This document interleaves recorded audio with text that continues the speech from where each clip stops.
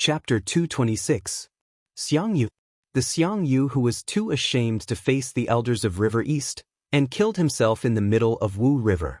Wu Qi could not help but breathe out a long sigh as he looked at the tall and mighty figure riding on the back of the dark horse, who was emanating a threatening murderous aura. A peerless hero was indeed an extraordinary man. After coughing out 2 mouthfuls of blood, Wu Qi pulled Lord Xiansheng and retreated backward. With his current strength, he did not have the qualification or ability to get himself involved in the affairs of these people. But sooner or later, Wu Qi would let these former heroes know that the world was a big place, and they were not the only ones. With a threatening flame burning in his eyes, Wu Qi carefully retreated backward. Without being told by anyone, Wanying Dragon King had already coiled up a great wave and brought countless aquatic demon beasts to flee to the back. A great wave came rolling over and dragged Wu Qi and Lord Xiansheng into it. Wanying Dragon King flew over and gave Lord Xiansheng a few slaps on the face and said, "Bastard! You little rascal! Why did you try to save me? If something bad happened to you, who will take care of me when I die? Who will inherit the throne of Dragon King of Longyuan River?" Lord Xiansheng's eyes went wide as he stared at Wanying Dragon King and said in a deep voice, "Wu Qi has restored my eyes, and that is a great kindness. If I don't repay the kindness, I am not a son of a man." Wanying Dragon King gave him a few more slaps, causing Lord Xiansheng to flee with his hands over his head. While slapping him, he scolded, "Son of a man, son of a man. You are a son of a man, my ass. Lao Tzu is a flood dragon, and so are you. What does it have to do with a man? If you dare to risk your life to save someone again, Lao Tzu will." After scolding him for a long while, Wanying Dragon King still had no idea how to teach his son a lesson. So, in his mind, Wu Qi gave him a curse for his son, "I'll fuck your mother." While laughing in his mind, a terrifying shockwave suddenly came from above his head. Within a radius of 1,000 miles, the waves were shattered into pieces by the tremendous force. Tens of thousands of gigantic fishes, turtles, water boas, and other spirit beasts exploded, turning into blood and flesh, drifting in the air above the waves. Everyone looked up hastily, and they saw Ying Zheng and Xiang Yu flying back while coughing blood once again. Obviously, Xiang Yu's physical strength was stronger than Ying Zheng, but Ying Zheng's magical power and divine abilities were much stronger than Xiang Yu. Both men fought head-on, sending tremendous forces crashing into each other. Ying Zheng's fleshly body was nearly disintegrated by Xiang Yu's brute force, while Xiang Yu's soul was apparently shaken by Ying Zheng's divine ability. He was shaking his head desperately, trying to regain his confused mind. This was the second time the 2 Overlord-class characters clashed head-on, and both of them were injured and forced to retreat. Both of their cultivation techniques were domineering and tyrannical. Once they clashed, they could only advance and not retreat. Therefore, the injuries they suffered were especially severe. Standing behind Ying Zheng, Li Si clenched his jaws tightly as he pulled out a scroll and a writing brush. Staring at Xiang Yu with his eyes, he wrote a huge character of death on the scroll. The character was written in the ancient script of birds and insects, and it was emanating an ominous dark mist. Li Si gently swung the tip of the writing brush, and the huge character of death immediately broke into pieces on the scroll. Then he cried out in a low voice, "Dharma word, death, quietus of all things." A dense dark mist burst out from every single pore on Li Si's body. Li Si's body suddenly shriveled up, and in a blink of an eye, he turned from a handsome middle-aged scholar into a withered, skinny old man. Xiang Yu, who was holding the coiling dragon spear in his hand, throwing his head back and laughing wildly into the sky, preparing to launch the third attack towards Ying Zheng, suddenly trembled. The void around him, 1,000 feet in diameter, suddenly turned pitch black. Only a faint white gleam was emitting from his body, which allowed him to be seen clearly. It was as if the void had suddenly turned into the 18th level of hell. Countless twisting evil ghosts squeezed out from the pitch-black, circular space, baring their teeth and leaping towards Xiang Yu. Countless evil ghosts leaped out from the void, bringing with them an immense aura of death, and kept sucking the life force from Xiang Yu's body. Xiang Yu, who was once full of vigor, suddenly trembled, and together with the dark horse, he froze in midair. There were countless evil ghosts, and each of them had only sucked a tiny bit of life force from him. In just a blink of an eye, Xiang Yu's skin and muscles had shriveled up like a withered apple, and there was no more life force left in him. The dark horse threw its head back and let out a long and loud cry, while its muscles tightened up, and its dark and shiny fur quickly turned dull and lusterless. Li Si, who had a large piece of flesh cut off from his shoulder by Xiang Yu, was grinning grimly. Dark mists kept flashing and flashing around his body, as he closed his eyes and focused on maintaining the effect of the Dharma word with all his strength. Su Fu, clad in a thick black robe, his body shrouded in a strange gleam, and from time to time, twisting runes could be seen emerging and hovering around his body. He looked at Li Si, who was surrounded by the evil ghosts, then casually stretched out his finger and pointed it at the void. 8 million deities from the past and present, I'll crush them all with a single finger. All the realms in the universe, the past and the present, all the deities, listen to my command. Abruptly, the finger stretched out by Su Fu turned translucent, expanding to a length of over 3 feet, and as thick as an ordinary man's arm. Countless tiny runes could be vaguely seen on the tip of the finger. With a shake of his body, the surrounding natural energies kept fusing into the huge finger. In just a short moment, the void in front of his fingertip suddenly shattered. Su Fu's body pierced through the shattered void and came behind Xiang Yu. Noiselessly and gently, like a falling snowflake, his enlarged fingers slowly pressed onto Xiang Yu's back.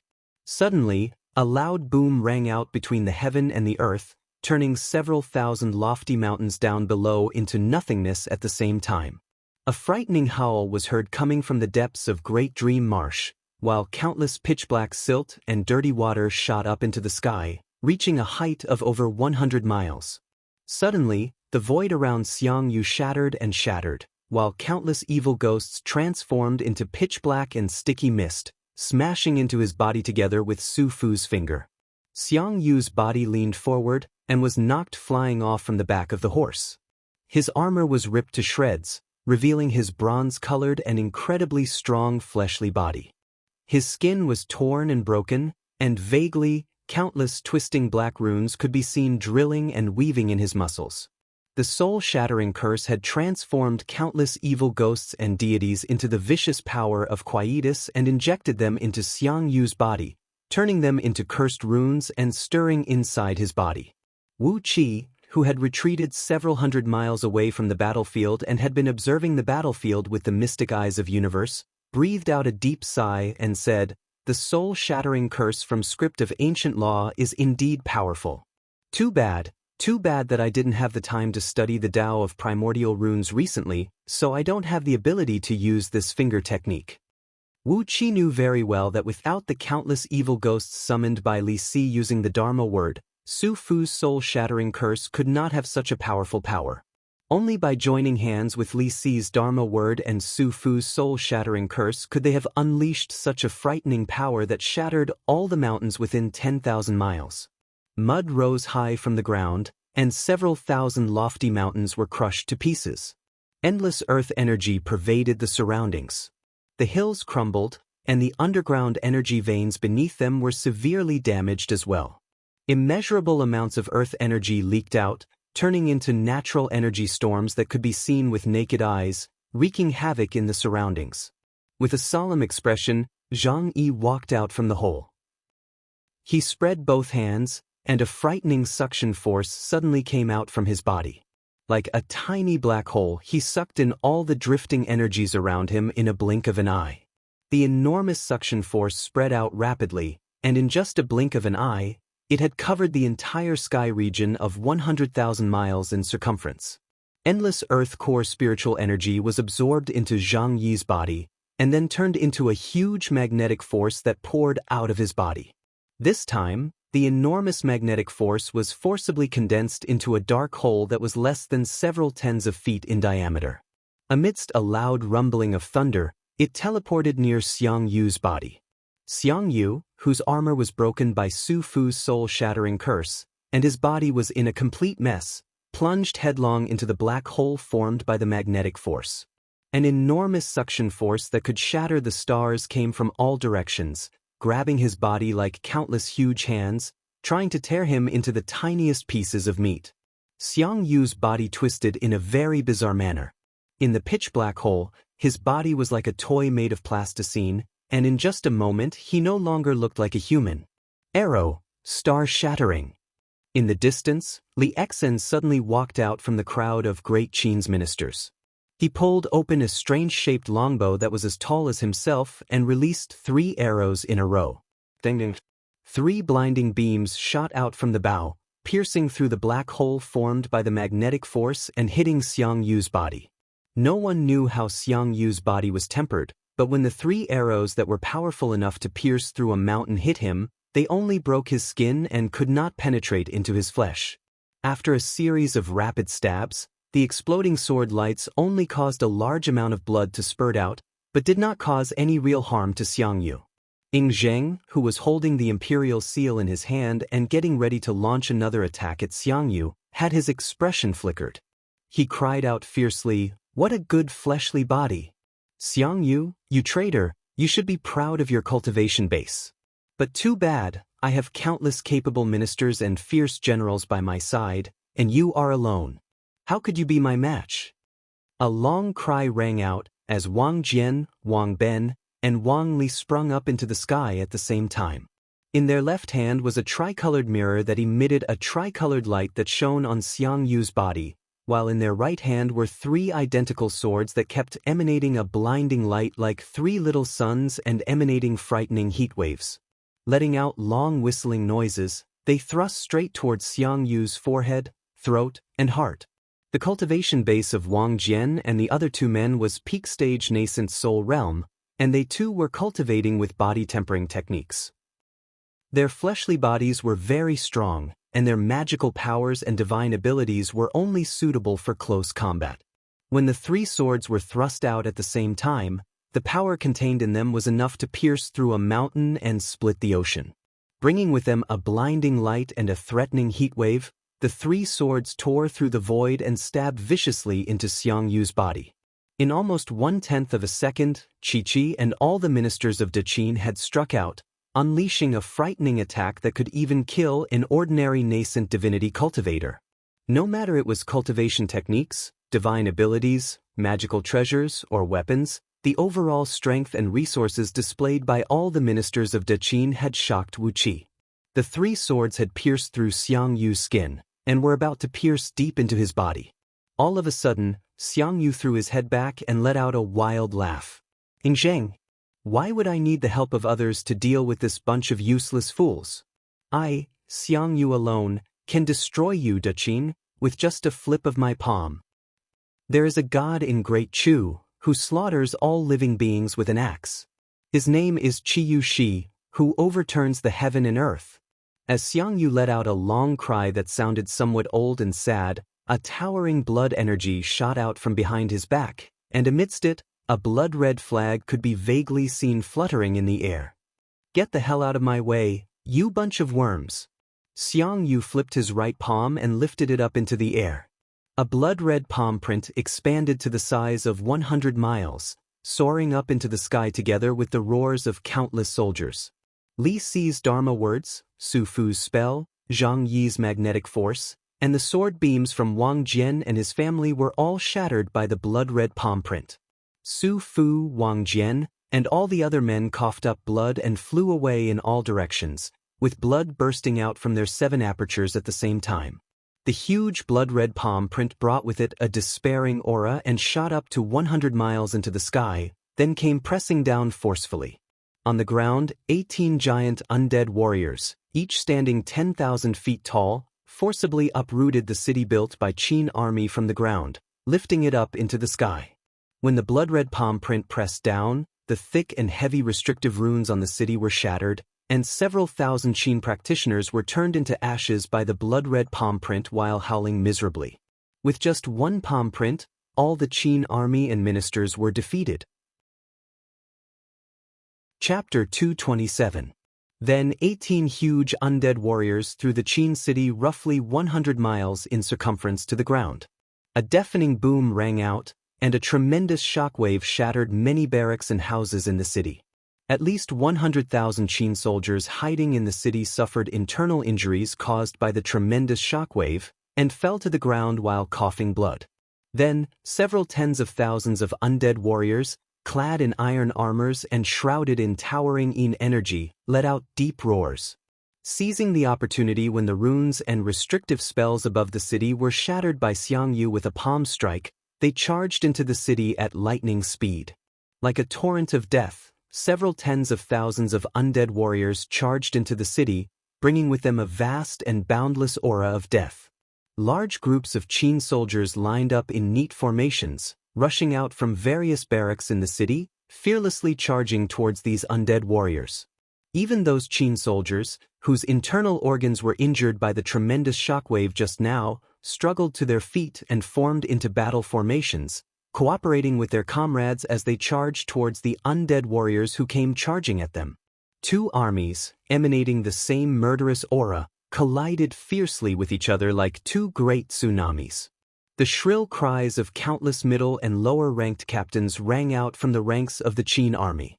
Following the cries of these captains, 3 groups of soldiers at the forefront of the Qin army raised up large iron shields, each half a foot thick and nearly 10 feet tall, forming a thick and solid line of defense. The soldiers behind the shields clenched their blades tightly, and following the neat cries of the captains, they hacked and hacked forward with all their strength. Amidst loud clanging noises, the iron armors worn by the blades were shattered, and the sharp blades pierced through the armors and hacked into their bodies. However, it was unknown what mystic technique was used to temper these undead warriors, as their bodies were at least 10 times or even 100 times stronger than the iron armors worn by them, which served only as decoration rather than defense. When the blades landed on their bodies, they could only produce a large amount of sparks, and could not break their bodies at all.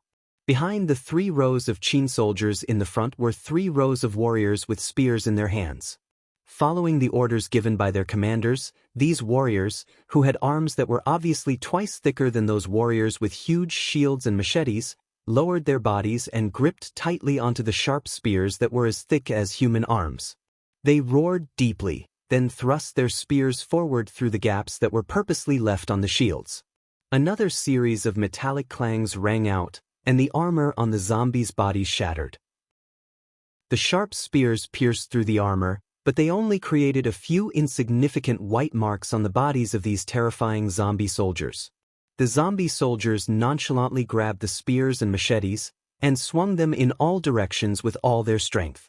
Cries of alarm rang out one after another, as several thousand Qin soldiers had their blades and spears grabbed by the zombies. They were dragged out from the ranks by these zombies, who seemed to have an infinite strength, and were thrown out forcefully. Even the weakest of these Qin soldiers had the cultivation base of peak-stage Hotian realm. However, their strength still belonged to the category of human beings. Even those Qin soldiers of Xiantian realm, even though they had cultivated their bodies to the level of Xiantian body-strengthening realm, their arms could only carry a strength of several thousand kilograms. However, these zombies were cultivated with a mystic technique, and when they were alive, their cultivation base was not weaker than the Qin soldiers. After they died, they were tempered with herbs and mystic techniques, which made their fleshly bodies 10 times, or even 100 times harder than steel, and their strength was at least 100 times stronger than ordinary soldiers. With just a casual swing of these zombies, they could carry a tremendous force of no less than 100,000 kilograms. With just a swing, these Qin soldiers were thrown several hundred feet away. Underneath these Qin soldiers were swarms of zombies, who were swarming forward. Right when these soldiers landed on the ground, they were immediately grabbed by the huge hands of the zombies that came from all directions. With a casual pull from these ferocious zombies, who only had a tiny bit of killing instinct left in them, several thousand Qin soldiers were ripped apart, their blood and internal organs splattering all over the ground. A wild howl rang out, as the tens of thousands of zombies, who were charging at the forefront, thrust their fists forward with all their strength. Their fists smashed viciously onto the thick and heavy shields of the Qin soldiers.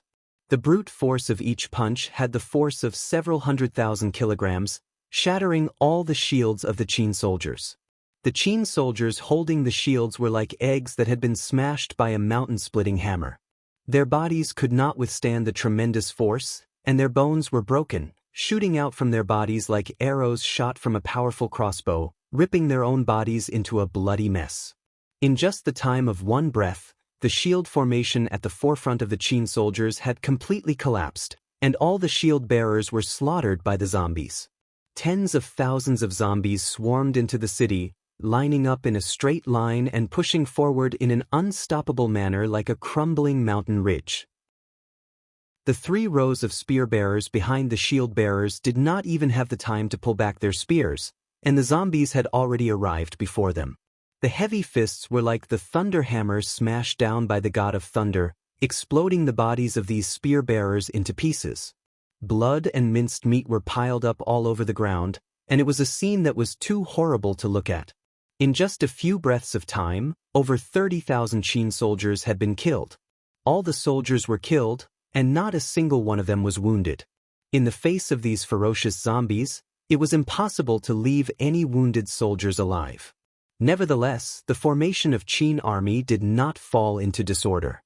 All the soldiers were holding their positions tightly, holding weapons in their hands and staring furiously at the zombies that kept pushing forward. Crossbows. Suddenly, the roars of the Qin generals rang out from all directions. As their roars echoed out, a large group of crossbowmen, clad in leather armors and holding strangely shaped crossbows, suddenly rushed out from the back of the formation. Using the fastest speed, these Qin crossbowmen loaded their crossbows, roughly calculating the distance between them and the army of zombies. Then, they tilted the crossbows slightly towards the sky and quickly unleashed a projectile attack. Buzz. The crossbow formation of Qin army was activated. Tens of thousands of bolts soared into the sky like a swarm of wasps, tearing through the air with deep, muffled whistling noises as they flew straight towards the army of zombies. In midair, Xiang Yu, who had just repelled a few generals and important ministers of Qin army with one palm strike, suddenly let out a wild laugh and said, "In Zheng, how could these scrap metals be able to defeat the divine undead soldiers of Great Chu?" Over the past several hundred years, relying on these several tens of thousands of divine undead soldiers, I've been marching all the way to the north, wiping out countless demons, devils, and evil creatures. Not a single soldier was killed or wounded. Do you really think these scrap metals can hurt them? Xiang Yu threw his head back and laughed, showing his disdain towards Da Qin's bolts. But, after laughing for 2.5 times, he could not laugh anymore. The rest of his wild laughter was choked in his throat, turning into a clucking sound that only an old hen could make when laying eggs. It made him look extremely embarrassed. Amidst Xiang Yu's wild laughter, the countless bolts of Qin army had fallen into the army of zombies. All the bolts burst out with a blinding white light at the same time, which came with a magical purifying and exorcising power. Under the blanketing of the white light, the divine undead soldiers under Xiang Yu's command began to melt like snowmen under the sunlight. A large amount of dark mist kept rushing out from their bodies, softening their bodies that were stronger than steel. The bolts did not cause too many direct casualties to these divine undead soldiers, but the magical white light had greatly weakened the strength of these zombies. To the surprise of the Qin soldiers, they realized that their blades could easily hack off the heads of these zombies, and their spears could easily pierce through the vital parts of these zombies. The movement of these zombies became slow and stiff, and under the illumination of the white light, no matter it was their strength, morale, or the speed of healing, all of them had doubled. Su Fu, who was knocked flying away by Xiang Yu's palm strike and nearly had all his bones broken by the blood-red palm print, let out a wild laugh while coughing blood. "Xiang Yu, you little punk. Don't you dare look down on me, Da Qin. If not because the ambush I, Da Qin, set up was to target someone else, and if not because we did not expect that you would come and disturb our plans, how could you be so arrogant? You are just some undead zombies. What kind of amazing cultivation technique is that? The mystic technique of me, Da Qin, is not weaker than yours." A loud roar echoed out, shaking the surrounding mountains and making them shake violently, while huge waves rose and rocked the Great Dream Marsh. Muffled footsteps could be heard coming from the city where Qin army was stationed. Hundreds of thousands of steel puppets walked out slowly from various barracks in the city, with heavy steps, their bodies glinting with dazzling runes. Each of these steel puppets stood about 12 feet tall, much taller than an ordinary man. They were holding sharp blades and spears in their hands, as well as terrifyingly huge metal bows and crossbows. Striding in an orderly manner, they formed the most common charging formation used by the Qin army, and greeted the undead soldiers who were shrouded in the white light. Amidst the shouts of the Qin generals, the Qin soldiers retreated slowly. These gigantic demon figurines replaced the Qin soldiers and engaged in a fierce battle with the undead soldiers. Tragedy struck. The undead soldiers, whose combat strength was weakened by 90% by the white light, were no match for these demon figurines. From the murderers who massacred wantonly a moment ago, they had now become the targets that were being slaughtered wantonly. These demon figurines were forged using precious alloys that had been tempered hundreds of times, and the runes on their bodies had given them a tremendous defense and strength. Each demon figurine weighed about 50,000 kilograms, and even the undead soldiers at their peak condition would find it difficult to knock these demon figurines down with ease. Every strike of these demon figurines carried a force of over 1 million kilograms, which was comparable to the tremendous strength that only peak-stage human immortals of Jin Dan who specialized in body tempering could have. Boosted by such a tremendous force, the blades and spears in their hands had unleashed a frightening lethality that could make one feel despair. When a 30-feet-long blade was swung horizontally, a dozen undead soldiers would be cut into two from the waist, and when a spear as thick as a small tree trunk was thrust gently, 3 to 5 undead soldiers would be smashed to pieces. On the other hand, when the undead soldiers' fists landed on these demon figurines, they could only produce a large amount of sparks. Their nails could not even leave a scratch on these demon figurines. The strength of each demon figurine's metal body was comparable to upper-grade magical items, and together with the defensive strength boosted by the primordial runes, their bodies were as strong as lower-grade magical treasures. Wu Qi ran his mystic eyes of universe through this batch of demon figurines. There were a total of 150,000 demon figurines. On the battlefield, these demon figurines could unleash a frightening combative strength that could fight 10,000 ordinary soldiers alone. When placed before this army of demon figurines, the Blood Swallow Army and Black Swallow Army, who were the most elite armies of Great Yan Dynasty, were just like the Divine Undead Army, a target to be slaughtered. Wu Qi could not help but gasp. Fortunately, Xiang Yu, a good Samaritan who took pleasure in helping others, had attacked Ying Jing first. Otherwise, Great Yan Dynasty might have suffered a great loss. But where did these demon figurines come from? When the Qin army was besieged by the aquatic demons of Longyuan River, they had never seen these fearsome weapons.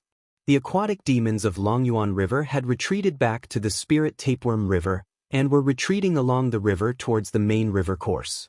Wu Qi, He Chenqiu, Weining Dragon King, and a few other men were standing on the top of the tallest mountain near the Spirit Tapeworm River, exercising their mystic arts and watching the battle between the Qin army and Xiang Yu. Judging from the current situation, there was no doubt that Xiang Yu was at a disadvantage.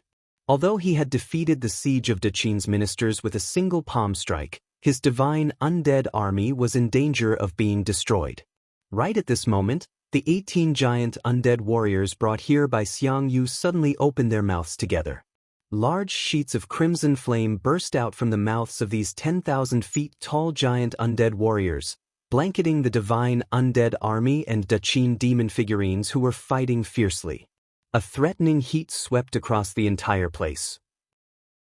Even Wu Qi and his company, who were standing several hundred miles away, could feel the frightening heat wave coming at them. It showed how frightening the heat contained in these flames was. On the spot, those collapsed mountains near the city were melted into lava, while all the Qin soldiers in the city were turned into ashes and drifting in the air due to the high temperature. Hundreds of thousands of Qin soldiers were killed on the spot.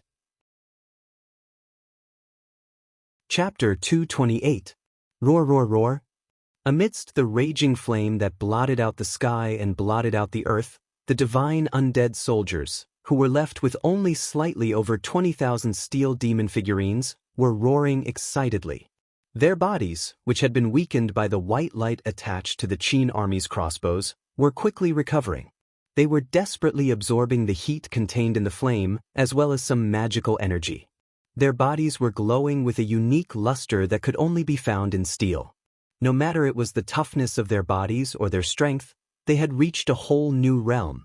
Loud clanging noises kept ringing out, as the divine undead soldiers, who had regained their strength, kept swinging their fists and smashing them towards the steel demon figurines in front of them.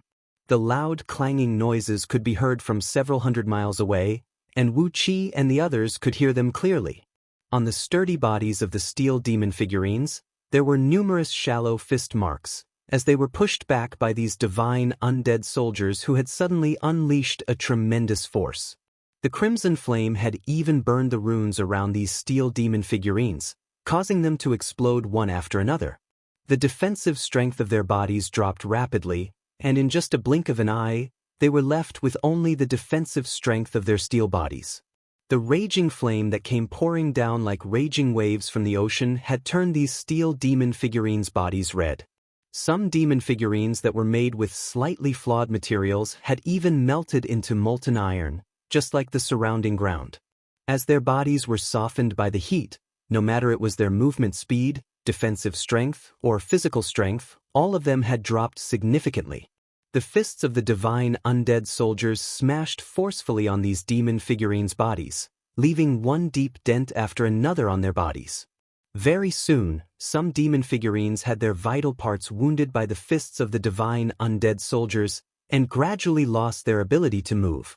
The 18 giant undead soldiers were still spewing out flames, and at the same time, they began to move their bodies, forming a mysterious formation that looked simple but actually contained a profound principle.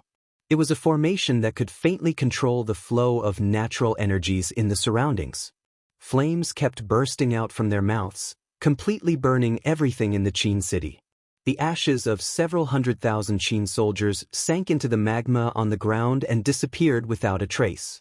Wu Qi breathed out a deep sigh and said, "The Qin army has received reinforcements from their homeland. Last time, when we forced the Qin army to retreat, they only retreated with a few 100,000 soldiers. But today, the number of Qin army soldiers who surrounded Imperial Advisor he numbered over 200,000, and in the end, they were all devoured by Spirit Tapeworm King's children." The Spirit Tapeworm King, who had a long and slender body and had coiled several hundred rounds around the mountaintop, chuckled and nodded his head, indicating that his children were very satisfied with the meal. Wu Qi nodded his head and said, "After that, the number of Qin soldiers who charged out from the city just now was no less than 300,000, and they were all burned to a crisp by these big fellows. The total number of soldiers who were killed was at least 500,000, and all of them were elite soldiers of the Blood Swallow Army and Black Swallow Army. The Qin, they must have received reinforcements from the mainland. Otherwise, how could they have expended so many soldiers?" Since it was none of his business, Whinnying Dragon King stuck his chest out and said indifferently, "No matter how many soldiers he brings, I'm not afraid of him. If worst comes to worst, I'll just close the front door of Dragon King Mansion and let them stomp on the shore." He grinned complacently, then continued with a strange voice. "In the ancient times, the lineage of Dragon King Mansion in Longyuan River had produced 2 ancestors of the true dragons. The restrictive spells they left behind can only be broken by heaven immortals. Old dragon, close the front door and don't care about the bloody storm outside." He patted on Wu Qi's shoulder forcefully, then said kindly, "Young lad, if Great Yen can't hold on any longer and is about to be wiped out, you can come and hide in my place. Let me tell you something first. You can bring some men with you, but not too many. The Dragon King Mansion is only a small place, and it can only accommodate around 1,000 to 800 people at most." Wu Qi rolled his eyes and thanked Whinnying Dragon King. Although this old dragon was a cunning old man, he had a good character. With his promise, even if Wu Qi's secret palace was breached by someone in the future, he would still have a way out, wouldn't he? While the group was chatting and laughing, a few bright beams suddenly flew over from the mountains behind them, and without drawing any attention, they came next to Wu Qi and his company. When the bright beams faded, Yan Dan and his company appeared next to Wu Qi. None of the newcomers said anything, just frowning and staring at the battle taking place on the Great Dream Marsh in the distance. Especially Su Qin, his face was even more serious, as if everyone owed him a debt of tens of millions of taels of gold. After a long while, Su Qin clenched his teeth and cursed, "Who is that kid with a bare buttocks? I've been planning for a long time, all for the sake of deciding the winner and the loser, but in the end, my plan was ruined by him. Bastard. If he was not fighting with Ying Zheng, I would have killed him with the starlight technique." Ugh, Wu Qi gave Su Qin a look and said carefully, "This man calls himself Xiang Yu, the hegemon king of Western Chu. I have no idea where he comes from. But with his cultivation base, he is able to fight with Ying Zheng face to face. All the Qin ministers were defeated by him with a single palm strike, and the city of Qin army was conquered by his divine undead army. Those 18 over 10,000 feet tall monsters were also brought here by him. I have no idea where he comes from." Yan Dan, Su Qin, and the others, as well as Chi-Chi, exclaimed softly, "Xiang Yu? It's him? Interesting." Wu Qi bowed his head and did not say another word. Apparently, they all knew who this Xiang Yu was. With a complicated expression, Su Qin nodded his head and said, "Xiang Yu, the hegemon king of Western Chu, this man. Good, very good. All the heroes under the heaven, I, Su Qin, would like to fight with you one by one. Ha ha." Su Qin let out a few long and loud laughs. Suddenly, a blush emerged on his wrinkled face, as if he had suddenly become several dozens of years younger. On the other hand, Yan Dan, Jing Ku, and a few other men stuck out their chests, and an indescribable aura burst out from their bodies. It was like a great river, surging and rocking violently, causing Wu Qi's blood to boil. It was as if there was a lofty sentiment accumulating in his chest, and was about to make him let out a long and loud roar that shook the sky. Wu Qi was taken aback. Hastily, he controlled the 7 holy deities and devils, forcibly suppressing the lofty sentiment and lofty aspiration. Among all the heroes under the heaven, if any of them wanted to fight to the death, it would have nothing to do with Wu Qi. For the time being, Wu Qi did not have the overall strength to participate in the battle, so he wisely chose to be a bystander. Following behind Yan Dan was Huo Wuyu, the bald-tailed owl. He did not pay any attention to the lofty sentiment that suddenly burst out from Yan Dan, Su Qin, and the others. The old demon king just curiously looked at Lord Xianxing, and was surprised to see that his eyeball had returned to its original state. Sensing Huo Wuyu's surprised look, both Lord Xianxing and Wanying Dragon King turned their heads over at the same time, giving him a fierce glare. If not for the fact that Xiang Yu and Ying Zheng were fighting right in front of them, as well as Yan Dan and the others, perhaps both father and son would have already challenged Huo Wuyu, inviting him to find a clean corner and have a fight to the death. Although they did not challenge him, both father and son kept throwing hostile glances at Huo Wuyu's vital parts. Looking at their expressions, anyone could easily understand what they were thinking. Huo Wuyu laughed coldly, and did not pay any attention to Wanying Dragon King and his son. Instead, he turned his head and looked in the direction of Great Dream Marsh. There, the climax of the battle had once again begun. The blood-red light behind Xiang Yu's back gradually spread and spread out, while the blood-red flag gradually expanded to about 100 miles in circumference.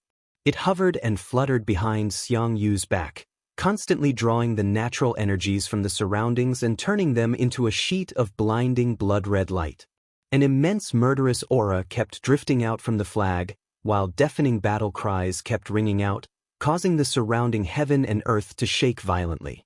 Tens of thousands of tiny blood threads stretched out from the flag and kept injecting into Xiang Yu's body. The ripples of energy in his body grew stronger and stronger, to the point that even Wu Qi, who was standing several hundred miles away from him, felt a suffocation in his chest, making him unable to breathe. Tens of thousands of warriors with pale golden skin came running from afar, gathering behind Xiang Yu's back. They were clad in heavy bronze armors, and were driving bronze chariots with simple and unadorned designs. Each chariot was pulled by 4 single-horned rhinoceroses. There were a total of 20,000 bronze chariots, and on each chariot were 4 fully armored warriors. One was driving, one was holding a blade, one was holding a spear, and the last one was holding a bow. The wheels of the chariot were densely covered with sharp blades and teeth. Wisps of smoke were coiling around the wheels, allowing the heavy chariots to fly in the sky. Carefully, Wu Qi's divine will transformed into a thin line and stretched to several hundred miles away, giving those warriors a glance. The cultivation technique practiced by these warriors was very strange, completely different from the orthodox cultivation technique practiced by Qi cultivators. There was also an enormous amount of energy circulating in their bodies, but they did not form Jin Dan. Instead, all the energies were spread throughout their bodies, making their bodies extremely strong. According to their overall strength, there were 12, 24, 36, 48, and up to 360 acupoints in their bodies, with powerful energy whirlpools spinning ceaselessly in them. Several dozens of warriors, who had successfully formed energy whirlpools in 360 acupoints in their bodies, were emanating an aura that was not much weaker than that of peak-stage nascent soul cultivators like Li Si. There were also a few generals among them. Their helmets were adorned with 2 unique blood-red bull horns, which made them different from the rest of the warriors. The energy whirlpools in all 360 acupoints of these generals had formed tiny energy crystals that looked like Jin Dan. An enormous amount of energy was surging and rocking in their bodies. Surprisingly, it gave Wu Qi the same feeling as Huo Wuyu, Xiong Wanling, and the other demon kings of nascent divinity realm. Of course, these generals were not as strong as old demon kings like Xiong Wanling, but the level of their energies was definitely at the realm of nascent divinity. As for those black-armored single-horned rhinoceroses, each of them had formed their demon cores, and all of them were demon immortals. Wu Qi's heart was cramping. 80,000 black-armored single-horned rhinoceroses were pulling each other, 80,000 rhinoceroses who had formed their demon cores. With his mouth twitching, he turned to look at Yen Dan and murmured, "Does Great Yen Dynasty really have 80,000 Jin Dan human immortals?" Slowly, Yen Dan opened his mouth and murmured to himself, "I suppose they have the hidden strength of all the vassal kingdoms?" The faces of Xiong Wanling and the other demon kings had turned extremely unsightly as well. 80,000 black-armored single-horned rhinoceroses who were at the realm of demon immortals made their faces unsightly. Apart from the great shock in their hearts, a wild and greedy gleam could be seen in their eyes. These 80,000 black-armored single-horned rhinoceroses belonged to the demon race. If they could subdue these rhinoceroses, their overall strength would be greatly improved. Inside the city of Qin Army, 18 giant undead warriors had unleashed their might, burning the steel demon figurines of Qin Army into a complete rout. Of the 150,000 steel demon figurines, over 20,000 were burned into molten iron, and over 40,000 were smashed into scrap metal by the divine undead warriors. Only over 80,000 steel demon figurines suddenly sprung up into the sky, fleeing from the area that was engulfed by the raging flame in a flurry, fleeing behind Ying Zheng and the others. Xiang Yu threw his head back and laughed wildly. Pointing his finger at Ying Zheng, he roared, "Ying Zheng, the military strength of your Qin dynasty is just SOS. My boys, who can travel unhindered under the heaven and be invincible." Behind Xiang Yu, the 80,000 soldiers, Qi, raised their weapons and roared, "Xiang Yu, am invincible under the heaven. I, Xiang Yu, am invincible under the heaven." Naked, Xiang Yu called back his dark horse, leaped onto its back, raised his coiling dragon spear and pointed it at Ying Zheng. "My boys, follow me and kill." Thunderous claps of hooves echoed out. Enveloped by the blood-red war banner, the mighty army of Xiang Yu was emanating a murderous aura that could destroy everything as they charged towards Ying Zheng and his men. Looking at the approaching mighty army of Xiang Yu, Ying Zheng waved his hand casually, then drove the chariot and began to retreat. With one chasing and the other fleeing, the two armies quickly fled several thousand miles away. Chapter 229. Leading all the ministers of Great Qin and over 80,000 demon figurines that were badly burned, Ying Zheng was fleeing in the front. Apart from a group of ministers, some imperial servants, and some practitioners, there was no one else around Yingzheng. Nevertheless, the over 80,000 tall and mighty steel demon figurines also looked mighty and mighty. Therefore, the army of Deqin still had a strong deterrent force. However, the mighty army of Xiang clan that was chasing closely behind Yingzheng was not just a deterrent force, but a group of gods of slaughter. Wherever they went, all living beings would be wiped out. The blood-red war flag was fluttering above the mighty army of Xiang clan, emanating a very strong blood aura. The army of Xiang clan flew across the mountains and forests. All the birds, beasts, flowers, insects, and fishes had their spirit, energy, and vitality sucked away by the strong blood aura emanating from the flag, turning them into surging energies that were injected into the bodies of Xiang Yu and the 80,000 Xiang clan soldiers. The chase continued for nearly 10,000 miles. The fighting spirit and killing intent emanating from the bodies of the mighty army of Xiang clan was at least 30% stronger than before. It was especially true for Xiang Yu, the owner of the blood-red war flag. 80% of the energy absorbed by the flag had been fused into his body, making the bodies of Xiang Yu and the dark horse he was riding on expand by a few times. Their bodies were shrouded in a very strong murderous aura, and the ripples emanating from them were actually catching up to Wanying Dragon King, an expert of peak-stage nascent divinity realm. Wu Qi and his company, who were following closely behind the two armies, could not help but exclaim in admiration when they saw the mountains and forests that had all their spirit, energy, and vitality sucked away, as well as those dead living beings. Xiang Yu's evil technique was extremely frightening, and that blood-red war flag of his was even more domineering and unreasonable. Because of the 18 enormous undead army of over 20,000 divine undead soldiers, these undead army followed closely behind the mighty army of Xiang clan and chased after Deqin's army. However, their flying speed was not very fast, and they were gradually getting further away from the army. Wu Qi and his company could only follow behind these undead army. They dared not to increase their speed to get a better look, fearing that there was something strange about these undead army, and if they were entangled by them, it would be a big trouble. After chasing for close to 5,000 kilometers, a large mountain ridge suddenly appeared in front of them that pierced the heavens like a sharp sword. This mountain range stretched for tens of thousands of miles. Every mountain was rugged and unyielding, rising straight up from the ground like blades, spears, swords, and halberds. There were no streams or rivers between the mountain ridges. There were no flowers or trees on the mountain ridges, not even a bit of moss. All the mountain ridges were pitch black like steel, emitting a trace of cold air that made people feel uneasy. Leading the army, Yingzheng plunged headlong into the mountain ridges, traveling at top speed between the ridges. Xiang Yu, who was chasing after Yingzheng's army with his army, suddenly pulled the reins and laughed coldly. Suddenly, the mighty army of Xiang clan halted their pursuit and burst into loud laughter as well. Xiang Yu retracted the blood-red light behind his back, and the blood-red war flag had vanished as well. Holding the coiling dragon spear in his hand, he slowly knocked the golden ornament on the saddle of his dark horse, then cried out loudly, "Yingzheng, little punk, is this all you've got? Luring the enemy deep into the enemy's territory? If it were in the past, I would definitely fall into your trap. But now, do you think Xiang Yu is an idiot who will follow you into this perilous land?" Several hundred miles behind them, Wu Qi exercised the mystic eyes of universe and gave the mountain ridges a glance. The appearance of the mountain ridges changed abruptly.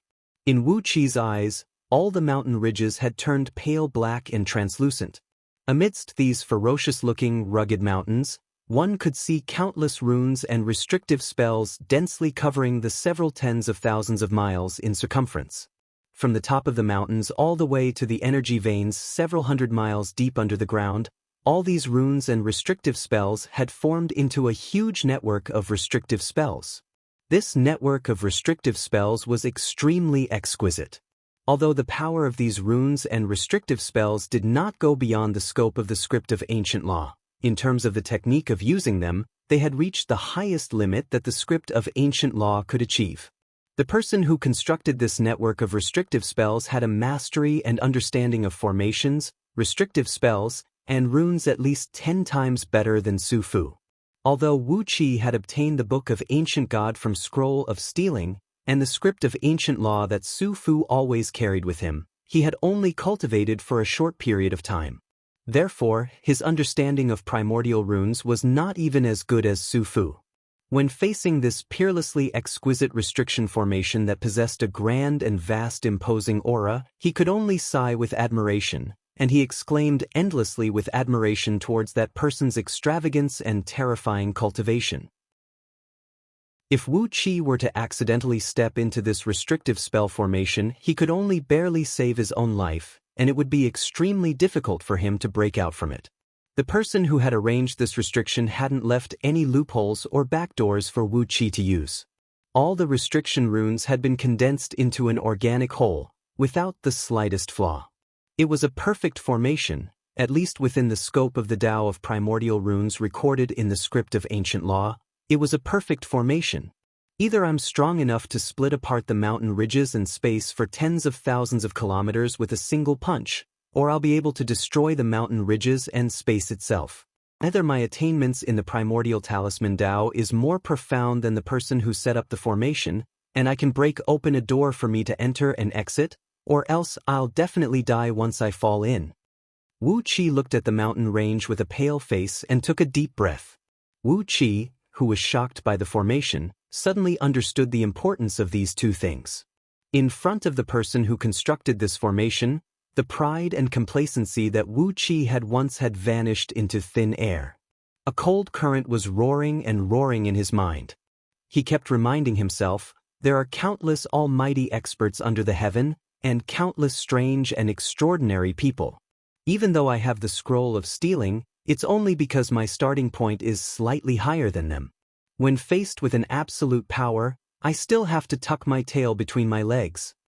If this person was in Ji City, if this person was the one who constructed the restrictive spell formation in Yan Xianchen and Yu Yi's mansion, Wu Qi would have long been captured alive. Cold sweat kept breaking out from his body. Wu Qi felt lucky that this person was in Daqin, and this person was one of Daqin's men, and not in Great Yan. Yen Dan and all the others were frowning as they looked at the mountain range in front of them, and they all found something not right. Ying Zheng, who had already fled 100 miles into the mountain range, led all his ministers and reorganized the over 80,000 steel demon figurines into an array. Then, they laid out a great formation on a flat land that measured several tens of miles in circumference between the mountain ridges. Standing on the chariot, Ying Zheng laughed and shouted at Xiang Yu, "Xiang Yu, you little thief, is that all you have? I have laid an ambush of over 10 million soldiers here, with the intention of dealing with Yen Dan. But, since you have jumped out of the trap, I might as well kill you. Why not?" Riding on the dark horse, Xiang Yu glanced up and down at the mountain range in front of him. Then, from over 100 miles away, he shouted at Ying Zheng, "Do you think Xiang Yu is still the same boorish fellow? I know this is a trap, so why would I fall into it? Ying Zheng, if you are a man, come out and have a fair and square fight with Xiang Yu. Don't bring out those ambushes and formations to embarrass yourself." Raising his head up coldly and proudly, Xiang Yu sighed deeply and said, "These tricks are useless against Xiang Yu." Holding the sword of Qin Emperor with both hands, Ying Zheng looked at Xiang Yu and said, "Are they really useless?" "Not necessarily.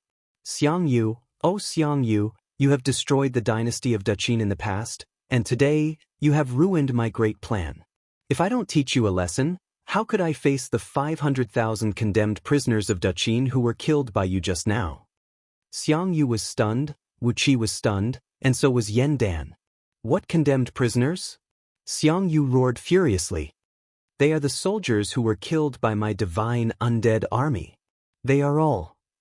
Ying Zheng sneered proudly and said, "In order to deal with Yen Dan, they are the 500,000 condemned prisoners who were transferred here from Daqin.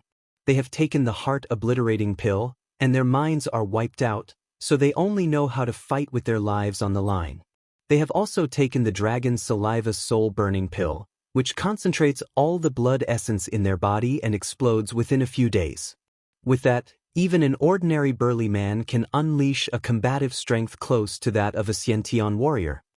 Ying Zheng sighed, shook his head and said, Initially, 500,000 heart-obliterating pills and dragon saliva soul-burning pills were used as bait to ambush and kill Yandan. But little did I expect that the one who swallowed the bait is you, the traitor. Yingzheng twitched his lips, drove the chariot and rose slowly into the sky. He shook his head and said, "But it's fine. Since I can't kill Yandan, I can kill you, and that will be a great pleasure." At the rear of Yingzheng's army, on the peak of a lofty mountain, about 10,000 miles away from the formation of Qin army, an altar rose out of thin air. An old man clad in a black robe, with an ancient and unsophisticated face and an air of elegance that made him look like an immortal, was seen standing slowly on the altar with a roll of bamboo slips in his hand.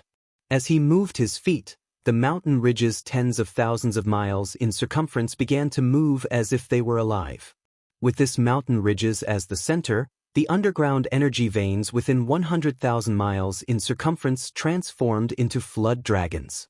Chi-Chi let out a loud dragon roar that towered into the sky, causing the natural energies to surge and make the surrounding void flicker and flicker.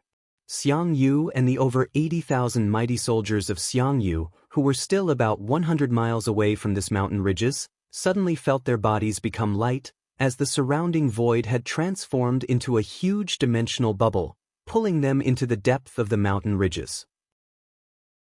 Standing on the chariot, Yingzheng let out a loud laugh and said, "Ignorant little boy, do you really think my formation can't do anything to you just because you refuse to enter my formation?" Suddenly, deep, muffled battle cries soared into the sky like thunderclaps. Amidst the craggy, ferocious mountain ridges, on top of several tens of thousands of mountains of different sizes, several dozens, and even several hundreds of Qin soldiers emerged from the top of each mountain. They were armed with blades, spears, swords, and halberds, and each had a formation flag mounted on their back. These soldiers cried out at the same time. A strong aura of battlefield and slaughter towered into the sky, immediately bringing with it an innate murderous aura that filled this mountain ridges. The sky darkened as countless dark clouds gathered from all directions. Heavy thunderclouds enveloped the entire mountain ridges, while huge thunderbolts kept striking down from the sky. The thunderbolts and electric webs had enveloped this deadly formation that was constructed using the terrain of the mountain ridges, trapping Xiang Yu, his mighty soldiers of Xiang Yu, and his divine undead weapons within it. Endless natural energies from underground energy veins were drawn into these mountain ridges by the restrictive spell, transforming into huge blades and swords that towered between the sky and the earth, slashing down viciously along with the thunderbolts. Every blade and every sword seemed to be able to tear the heaven and earth apart, and slaughter all living beings under the heaven and earth. From afar, Su Qin looked at the old man who was circulating his energy on the altar, and his body began to tremble violently. Xiang Yu, the hegemon king of Western Chu, is destined to fall in this place. I can't believe it's teacher who is constructing this formation himself. Suddenly, Su Qin roared at the top of his voice. How could Yingzheng, the emperor of Qin, ask teacher to help him personally? How could teacher help the emperor of Qin? Bastard Zhang Yi, I'll fuck your mother. Then Su Qin cursed, "You rascal who gives birth to a child with 18 buttocks. Why don't you tell me that teacher is actually in the territory of De Qin? And that he is working for Yingzheng? How is this even possible?" Weining Dragon King, Xiong Wanling, He Qianqiu, and all the other demon kings had no idea who Su Qin's teacher was, and they did not take that old man seriously at all. However, Yandan, Jingku, and all the other demon kings were so frightened that they screamed out loud. Cold sweat was breaking out from all over Wu Qi's body. No wonder this restrictive formation had reached the perfect state of being a part of nature itself. The person who constructed this formation was Su Qin, Zhang Yi's teacher, the legendary man Giguzi. Chapter 230. Amidst the countless battle cries, a towering blood-red light burst out from Xiang Yu's back once again. The blood-red war flag was fluttering in the air, unleashing a vast blood-red light that completely enveloped the 80,000 mighty soldiers and over 20,000 divine undead soldiers behind him. Huge beams of blades and sword energies kept shooting out from the surrounding mountain ridges, hacking and slashing down with tremendous power. But they could only cause large ripples on the blood-red light, and could not hurt even a single soldier behind Xiang Yu. Xiang Yu threw his head back and roared with laughter. "Ying Zheng, this formation of yours is quite a marvelous one. My army is 100 miles away from the formation, but they are still forcibly sucked into it. But too bad, I am protected by the banner of Qiyu left behind by the ancient celestial fiend Qiyu. No matter how murderous your blades, spears, swords, halberds are, they can only increase the power of the banner of Qiyu. What can you do to me?" Under the shocked gazes of the crowd, the huge beams of blades and sword energies shot out from the tens of thousands of mountain ridges, which could easily kill an ordinary earth immortal of nascent soul realm, were immediately absorbed by the blood-red war flag. None of the murderous energies could hurt the banner of Qiyu. Instead, they could transform all the murderous energies into the power of the banner of Qiyu. The more powerful the beams of blades and sword energies were, the more ferocious the banner of Qiyu became. As Xiang Yu's life was directly connected with the banner of Qiyu, the ripples of energy emanating from his body became even more unstoppable. When the beams of blades and sword energies shot out from the tens of thousands of mountain ridges and smashed onto the banner of Qiyu, and were all absorbed by it, the murderous energy bursting out from Xiang Yu's body had nearly condensed into a solid form. With a hideous smile on his face, Xiang Yu casually grabbed towards a nearby mountain peak. Immediately, the dozens of elite Qin soldiers guarding on the mountain peak cried out in shock. The weapons in their hands, the armors they wore, everything that carried the murderous aura of the battlefield was no longer under their control, as everything was under Xiang Yu's control with his mind. The dozens of Qin soldiers were sent flying up into the sky, screaming as they were sucked into the blood-red light that shot out from the banner of Qiyu. Xiang Yu casually thrust his spear forward, and the coiling dragon's spear shook the Qin soldiers, turning their bones and flesh into blood that sprayed and sprayed all over the sky, before being absorbed by the banner of Qiyu. Xiang Yu casually pushed his left palm forward, and the dozens of blades, spears, swords and halberds in the hands of the Qin soldiers flew out, shooting towards the Qin soldiers guarding on another mountain peak. Shrill howls rang out again. Dozens of Qin soldiers had their bodies pierced by the flying weapons, and the powerful impact knocked them flying several thousand feet away.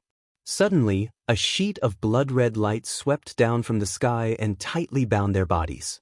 In just a blink of an eye, all their blood and flesh essence were absorbed by the blood-red light, and the ferocious aura of the banner of Qiyu grew even stronger. After killing nearly 100 Qin soldiers, Xiang Yu threw his head back and let out a long laugh. Abruptly, he raised the coiling dragon's spear up high and roared, "Xiang Yu, am invincible!" At the same time, several tens of thousands of Xiang clan soldiers cried out at the top of their voices, "We, Xiang clan, are invincible!" The banner of Qiyu had absorbed all the ferocious fighting will emanating from the tens of thousands of Xiang Chu soldiers, transforming them into several thousand beams of blood-red light that shot out and plunged deep into the surrounding mountain ridges. Wu Qi exercised the mystic eyes of universe with all his power. Amidst the dim divine light, he saw thousands of blood-red beams piercing through the restrictive spell symbols in the mountain ridges with an unparalleled killing intent. Like a rapidly spreading virus, they quickly devoured and even destroyed the existence of those restrictive spell symbols. Contaminated by the frightening demonic energy of the banner of Qiyu, the restrictive spell symbols in several dozens of nearby mountain ridges were forcibly changed into a blood-red formation that emanated a savage aura and was densely packed with the intent of killing. Suddenly, several dozens of pitch-black mountain ridges turned into a blinding blood-red color, emitting a dazzling blood-red gleam that shone on the bodies of the Qin soldiers guarding on top of the mountains. Thick white smoke rose from these soldiers' bodies, and they let out painful cries of despair. Amidst the blood-red gleam, these Qin soldiers slowly melted like candles being roasted by a raging flame, and all their blood and flesh were absorbed by the mountain ridges.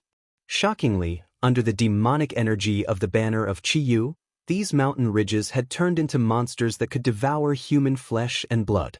Nourished by the blood and essence of these soldiers, The blood-red gleam that kept darting and darting about in these blood-red mountain ridges were like hungry wolves that had just eaten their fill, quickly spreading out and spreading into the surrounding mountain ridges. One after another, the mountain ridges were tainted by the blood-red gleam. Not only did the murderous aura emanated from the Qin soldiers guarding the formation fail to attack Xiangyu, it had instead become the best nourishment for the banner of Qiyu, nourishing it and making it even more ferocious, as it kept seizing the control of the restrictive spell formations in these mountain ridges. In just a short 15 minutes, over 500 mountain ridges had turned blood-red. A frightening murderous aura towered into the sky, turning this part of the world into a bloody slaughterhouse. Sitting on the back of the dark horse, Xiangyu stared proudly at Gigazi, who was standing on top of the altar in the distance, and said, "What other abilities do you have, old fogey? Show me." With the banner of Qiyu protecting me, no blade, sword, axe or battle axe can hurt me, no flame or ice can touch me, no evil ghosts from the netherworld dares to come near me, and no celestial fiends dares to touch me. So, what abilities do you have to lay out a formation to hurt me, old fogey? Looking at the scene, Wu Qi was drooling. The banner of Qiyu was indeed a treasure left behind by an ancient celestial fiend.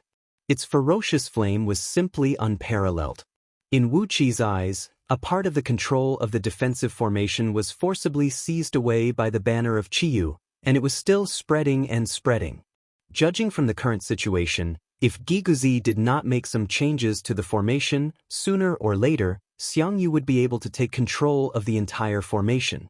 At that point of time, it would not be the mighty army of Xiang clan that would be trapped here, but the mighty army of Deqin led by Ying Zheng. Facing the banner of Qiyu with a towering ferocious flame, Ying Zheng was struck dumb. Almost instinctively, he pulled out the imperial seal. As he was about to use the power of the human emperor contained in the seal to destroy the banner of Qiyu, Li Si and Su Fu stopped him from doing so. Although the imperial seal possessed an incredible power, it had to be powered by Ying Zheng's human emperor blood essence and the aura of virtue.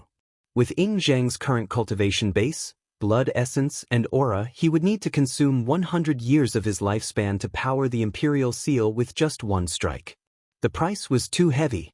On top of that, it was still a question whether the imperial seal of Deqin dynasty could restrain the banner of Qiyu, which was left behind by the ancient celestial fiend Qiyu.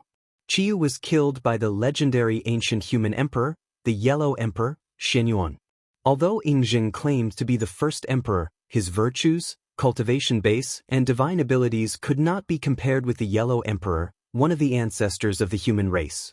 It was not hard to imagine that the imperial seal might not be able to restrain the banner of Qiyu, and there was a greater possibility that the imperial seal would be devoured by the banner of Qiyu as well. Right when Ying Zheng and all his ministers were at a loss of what to do, Gigazi, who was standing on top of the altar with his brows knitted in deep thought, suddenly burst into a loud laughter and said, "Don't worry, Your Majesty.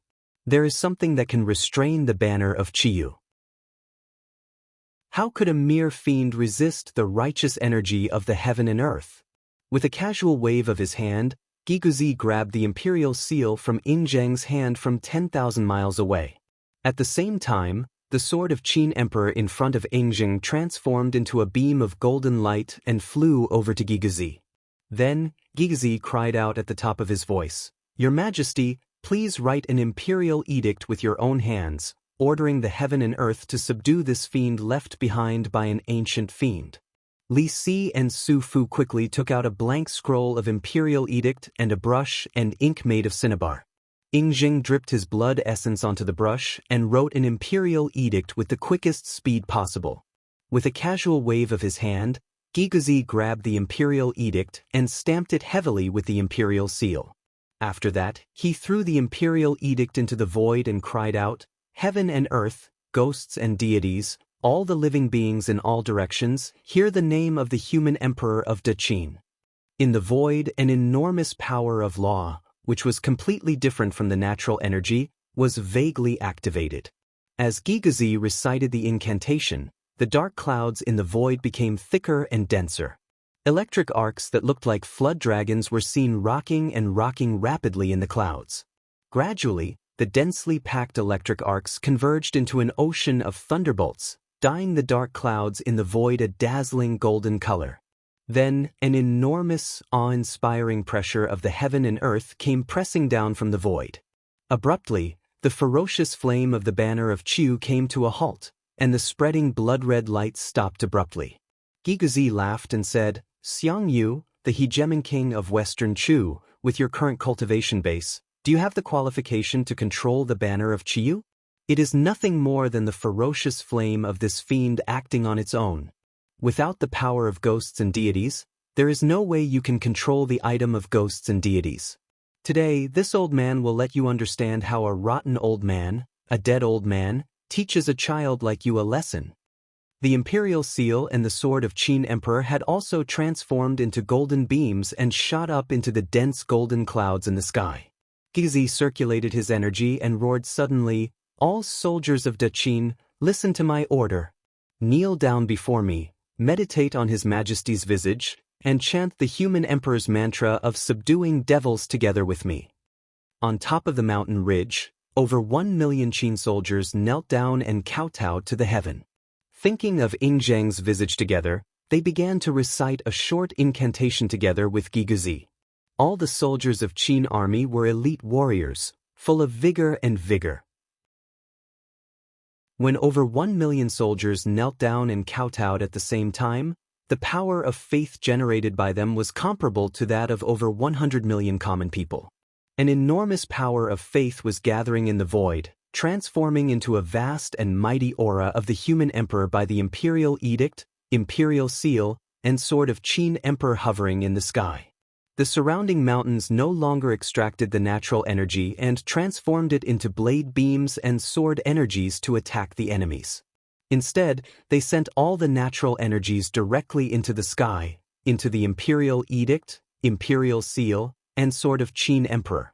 With the support of the enormous natural energies coming from underground, the layers of clouds in the sky grew thicker and thicker, and the power of thunder became stronger and stronger. A tremendous pressure came crashing down from the sky, and the blood-red light that spread out from the banner of Qiu actually began to roll back gradually. Gigazi's eyes shone with a bright gleam that measured 100 miles long as he cried out sternly, "Xiang Yu, you are not Qi. How can you control the banner of Qiu?" Then he casually pointed his finger out, and the golden clouds in the sky began to descend abruptly. Like a world-destroying thunderstorm, millions of thunderbolts, each measuring about 1 million miles in diameter, came whistling down with deafening rumbles. The thunderstorm formed from thunderbolts had gathered the natural energy from an area of several tens of thousands of miles in circumference, the power of faith from over 1 million Qin soldiers, and the aura of human emperor from Ingzhang. It transformed into a righteous, mighty energy of righteousness that could destroy everything, and smashed viciously onto the banner of Qiu. Everything under the heaven and earth had a natural counterbalance to each other. The banner of Qiu was not afraid of any murderous aura from sabers, spears, swords, and halberds, and it was not afraid of any evil and ferocious energies of fiends, deities, and ghosts. But what the banner of Qiu feared the most was this righteous, mighty force of the heaven and earth, and the vast and boundless willpower of the human emperor. In those years, the human emperor, Shen Yuan, had killed Qiu.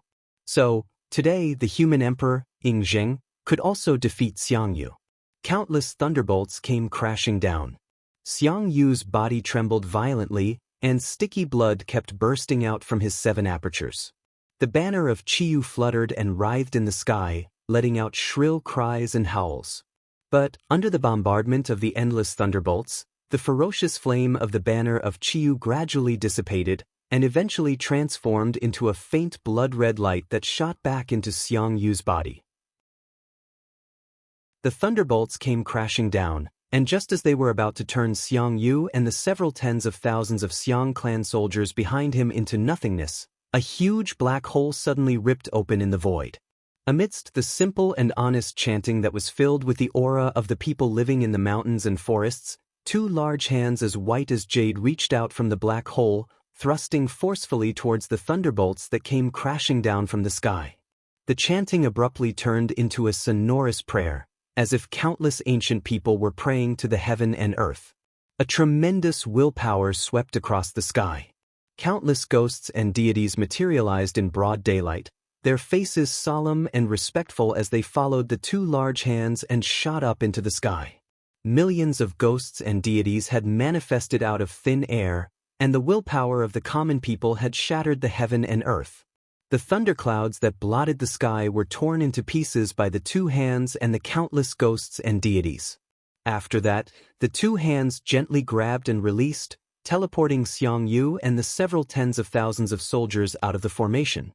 Gigazi cried out in shock. "Who is the mighty expert? How could you possess such a divine ability?" Soundlessly, the two hands retracted back, and a voice that was as gentle as water and faintly sounded like the knocking of a beautiful jade was heard coming from afar. "It is not my own power.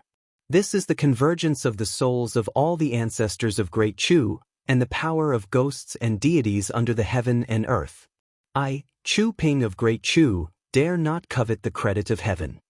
The dark clouds that blotted the sky dispersed, and the several tens of thousands of mountains underneath suddenly crumbled and crumbled at the same time. Chapter 231. Chu Ping of Great Chu. For a moment, Wu Qi could not figure out who this man was. But very soon, all the information about this man's life came flooding out from Lu Xiaobai's memory. If there was no one with the same name, then this Chu Ping should be that man, the third minister of Great Chu, Chu Yuan. Looking at the direction where the shattered hole in the sky was slowly healing, Wu Qi took a deep breath.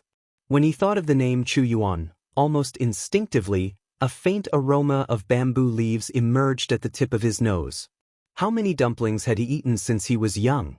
If he could meet the man who had made countless people eat dumplings for several thousand years in this world, at this moment, it would be a great feeling. Wu Qi laughed. Even though Ying Zheng and Xiang Yu were glaring at each other with daggers drawn, he still felt it was a great feeling. Not only Chu Yuan, even Ying Zheng and Xiang Yu looked so adorable in his eyes right now. Suddenly, Wu Qi thought of all the people around him, no matter it was Yan Dan, Jing Ku, Su Qin, or Han Fei, they were all history, a living history. If he could return to Earth, perhaps he could steal a handful of hair from these people and bring it back to Earth, and he would be able to make a fortune. Narrowing his eyes and wearing a faint smile on his face, Wu Qi glanced at the people around him with a pleasant mood. This was a great feeling. To be able to be with them, to be able to breathe the air of the same world with them, to be able to grieve and rejoice with them, to be able to face their enemies head-on, this was a great feeling. Even though Ying Zheng had taken him, Wu Qi, as an enemy, to be able to take advantage of a man like Ying Zheng was an indescribable feeling. There were thousands of disciples in Underhand sect, but only he, Wu Qi, was able to steal something from the first emperor of Daqin, Ying Zheng, and succeed in doing so. A great ambition was born in Wu Qi's mind. His eyes were darting about furtively, as he regarded all the people around him as his potential targets in the future. Up in the sky, Ying Zheng and Gigazi looked at the shattered hole in the sky, and suddenly breathed out a long sigh at the same time. Gigazi cried out, "Great Chu's Chu Ping?" Third Minister Chu Yuan really lived up to his reputation. Only such a person could use such a stunning and peerless divine ability. "Xiang Yu, what is the status of that Chu Ping in Great Chu now?" With a complicated expression, Xiang Yu stared at the void. After a long while, he finally roared in a low, muffled voice, "That pedantic scholar, now, he can be considered as the king of Great Chu." Furiously, he swung the coiling dragon spear and said, "If not for Huang Xie and Li Yuan, that pretty boy, holding me back, I would have already ascended to the throne of Great Chu. Bastards, they were the ones who kept pestering me. I had no choice but to part ways. None of us could become the king of the Great Chu, and that pedantic scholar could only ascend the throne." After cursing for a while, Xiang Yu suddenly laughed and said, "But it seems that he has done a good job these 2,000 years. Narrowing his eyes, Xiang Yu gave Ying Zheng and Gigazi a glance, then laughed and said, "I dare not boast about other things, but if we are talking about the vastness of our territory and the number of our people, during my journey to the north, I passed by Great Wei and Great Zhao, and even sneaked into their capital and lived there for a few years. That's how I obtained some information about them. The territory of Great Chu is 30 times larger than theirs, and the population of Great Chu is 100 times larger than theirs. Sticking out his chest proudly, Xiang Yu turned to Ying, whose face had turned pale, and said, "Great Wei and Great Zhao have been slaughtering barbarians and expanding their territory. As for Great Chu, because that pedantic scholar Chu Ping eloped with their holy daughter, he became the queen of Great Chu. Therefore, Great Chu absorbed the barbarians and formed a kingdom of its own. Wherever we went, the barbarians would surrender at the first sight of us. The overall strength of Great Chu is far greater than any other kingdoms."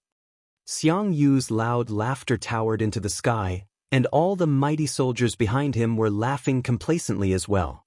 Amidst the loud laughter of these mighty soldiers, one after another, they lifted up the masks on their helmets and revealed their faces.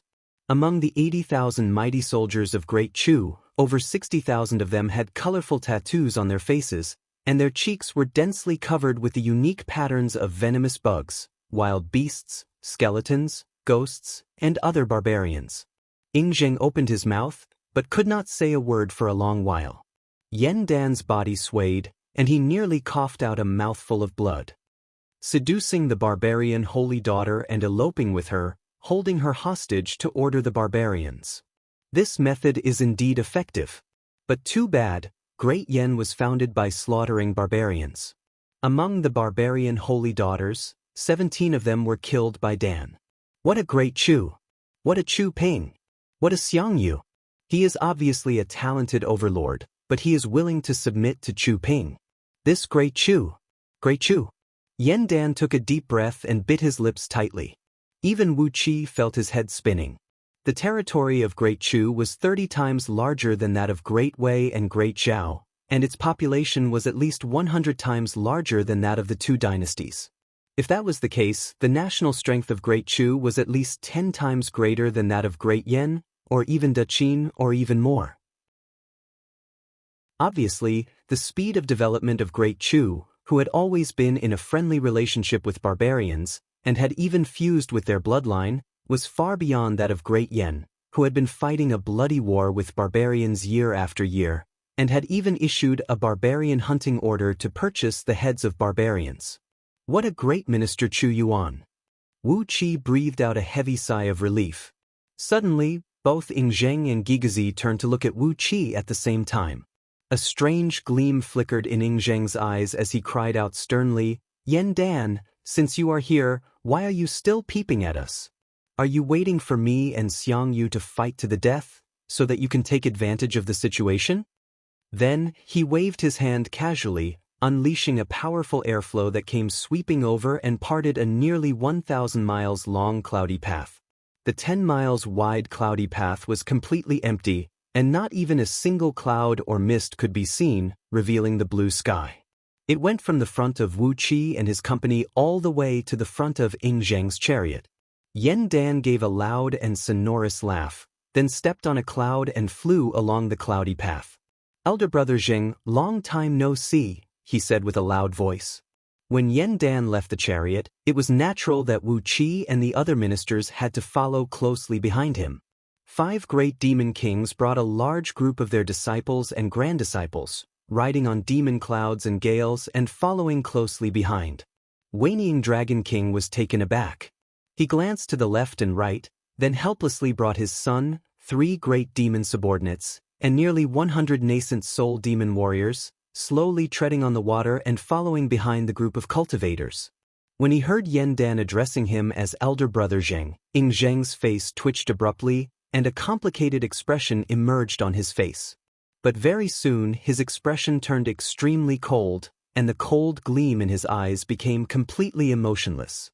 He stared at Yen Dan coldly and said in an indifferent tone, "It has been over 2,000 years since I last heard someone addressing me as elder brother Zheng. Dan, if you, great Yen, are willing to submit to me and merge with Daqin, I'll confer you the title of king."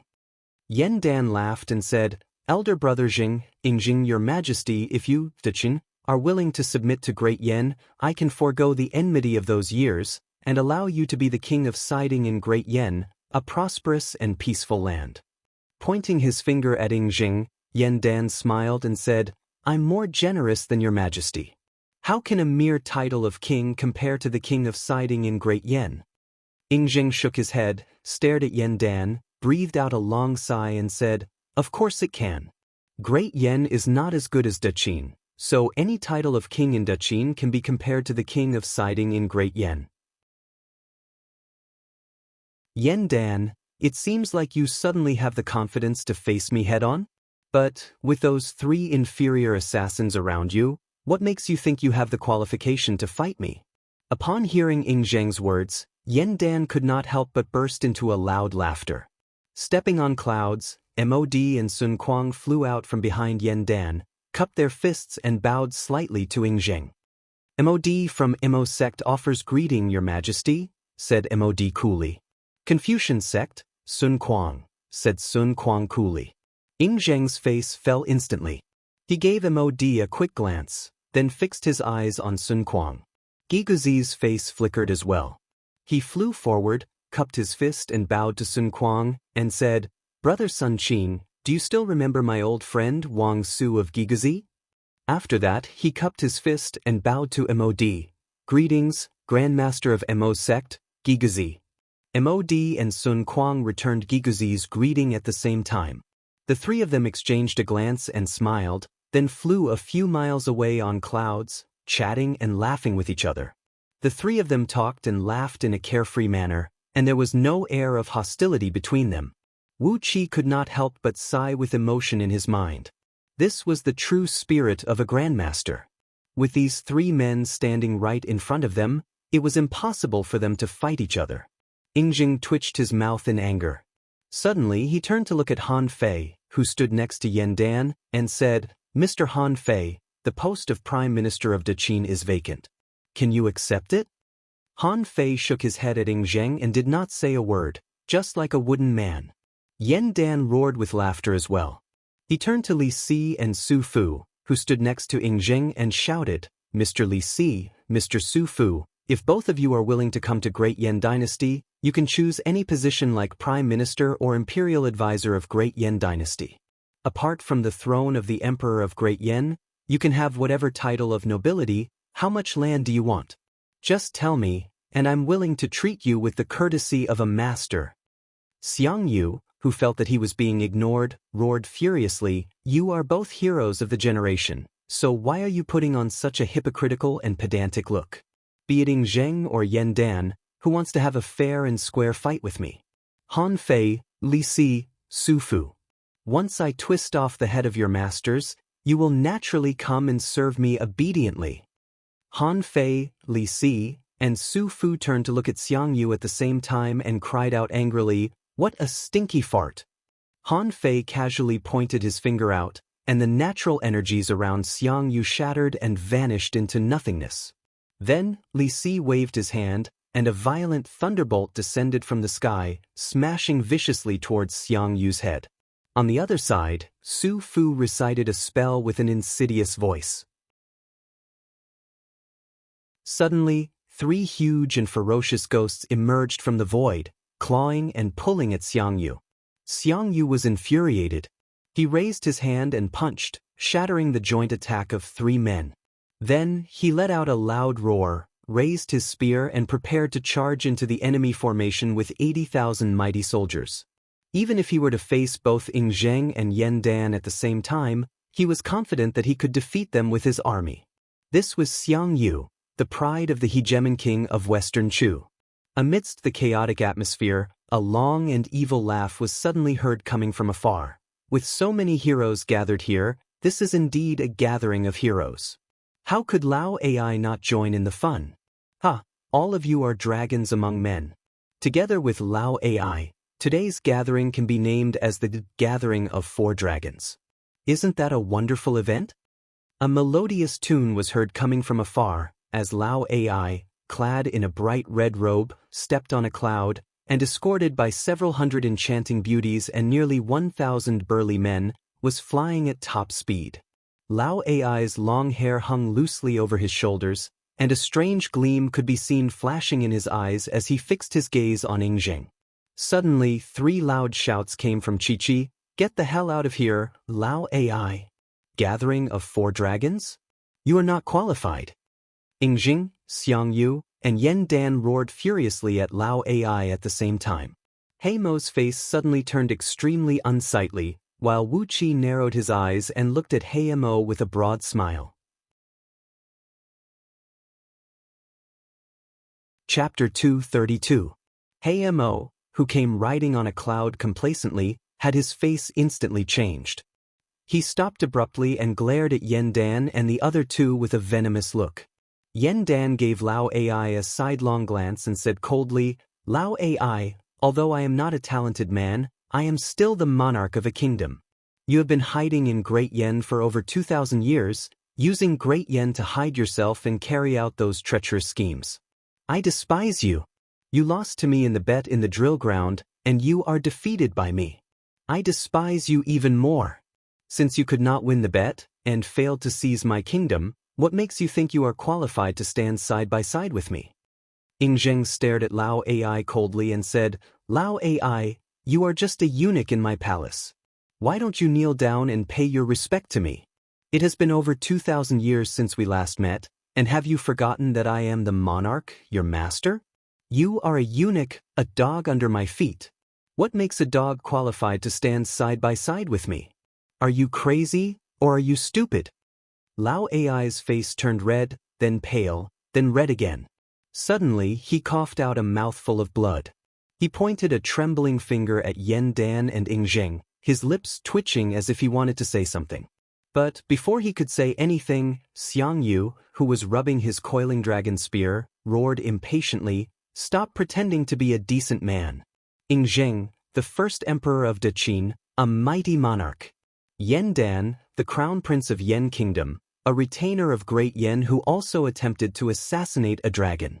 Now, he is the monarch of Great Yen, a hero of his generation. I have run amok under the heaven, killed all the members of Daqin imperial clan, and boasted that I am also a peerless overlord. It is only natural that the 3 of us call ourselves the 3 Dragons Union." Laughing coldly and arrogantly, Xiang Yu gave Lao AI's crotch a mocking glance, then raised his head and roared, "You, Lao AI, I have heard of your name as well. You are a fake eunuch who relies on your bird. Without your bird, you are nothing but a lowly man. What makes you qualified to be called the 4 dragons with us? Bah, look at that thing in your crotch. Is it even a dragon?" Yen Dan's words were considered polite, and Yingjing's words were polite. However, Xiang Yu's words were like a bunch of scolding with spears and sticks. Lao AI, who had just coughed out a mouthful of blood because of Yingjing, trembled and coughed out another mouthful of blood on the spot. Trembling, he gave Yen Dan a look. Yen Dan was flanked by 2 mighty experts, Sun Kuang and Mod. Then, he turned to look at Yingjing in exasperation.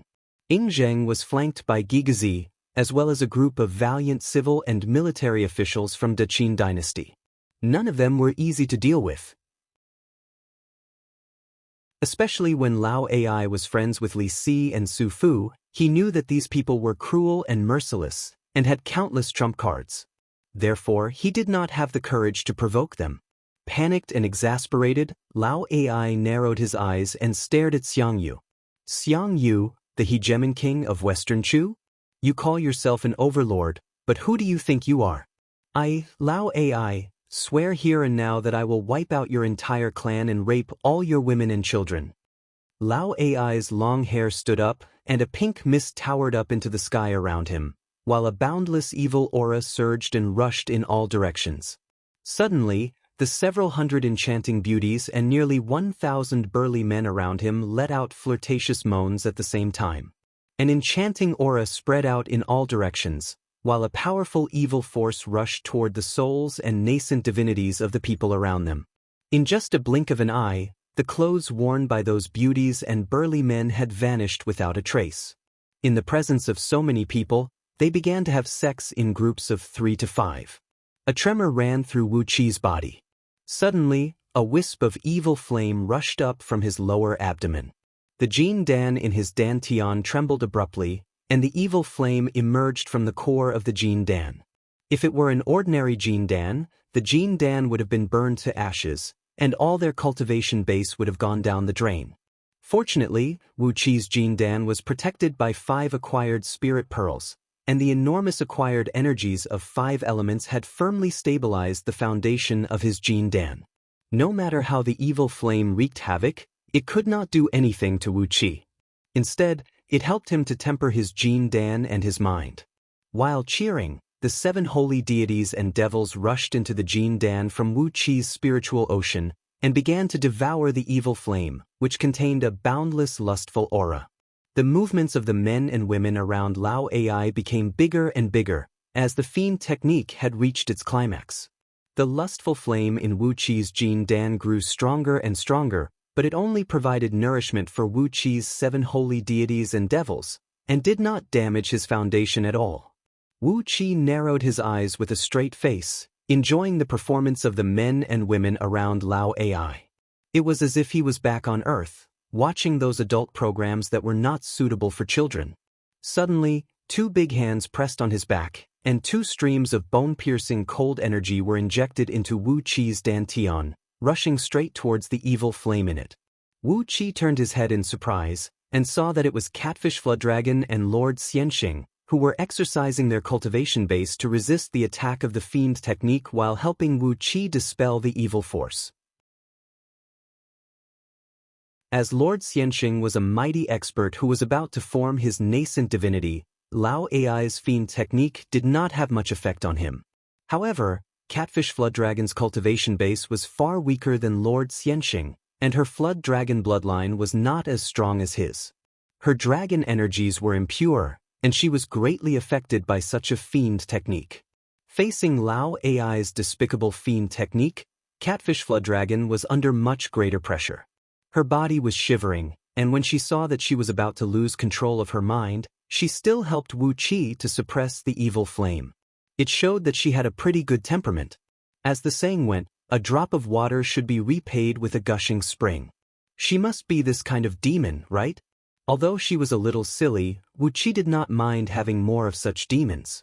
He took a deep breath, and the Jin Dan in Wu Qi's dantian began to move. The 5 acquired spirit pearls began to spin rapidly, and a great amount of acquired energies of 5 elements rushed into Lord Xianxing and Catfish Flood Dragon's bodies through his body, flowing quickly through them to help them refine the impurities in their fleshly bodies and improve the purity of their Flood Dragon bloodline. As Wu Qi had been cultivating the dragon transformation script for some time, he had a very deep understanding of its essence. With his help, both Catfish Flood Dragon and Lord Xianxing felt their bodies were boiling hot, as if their blood essence was burning, and a great amount of impurities were quickly dispelled. Wu Qi turned his head and smiled at Lord Xianxing and Catfish Flood Dragon, then nodded and said, "Thank you, both of you. Wu Qi has an extraordinary treasure with me, so I can protect myself. I really appreciate your kindness." The circulation of the energies in Wu Qi's body increased, and more acquired energies of 5 elements kept rushing into Catfish Flood Dragon and Lord Xianxing's bodies. Lord Xianxing smiled, narrowed his eyes, and increased the amount of dragon energies he sent into Wu Qi's body. Almost instinctively, Catfish Flood Dragon sent even more dragon energies into Wu Qi's body, and after they were refined by the 5 element spirit pearls, they returned to their bodies.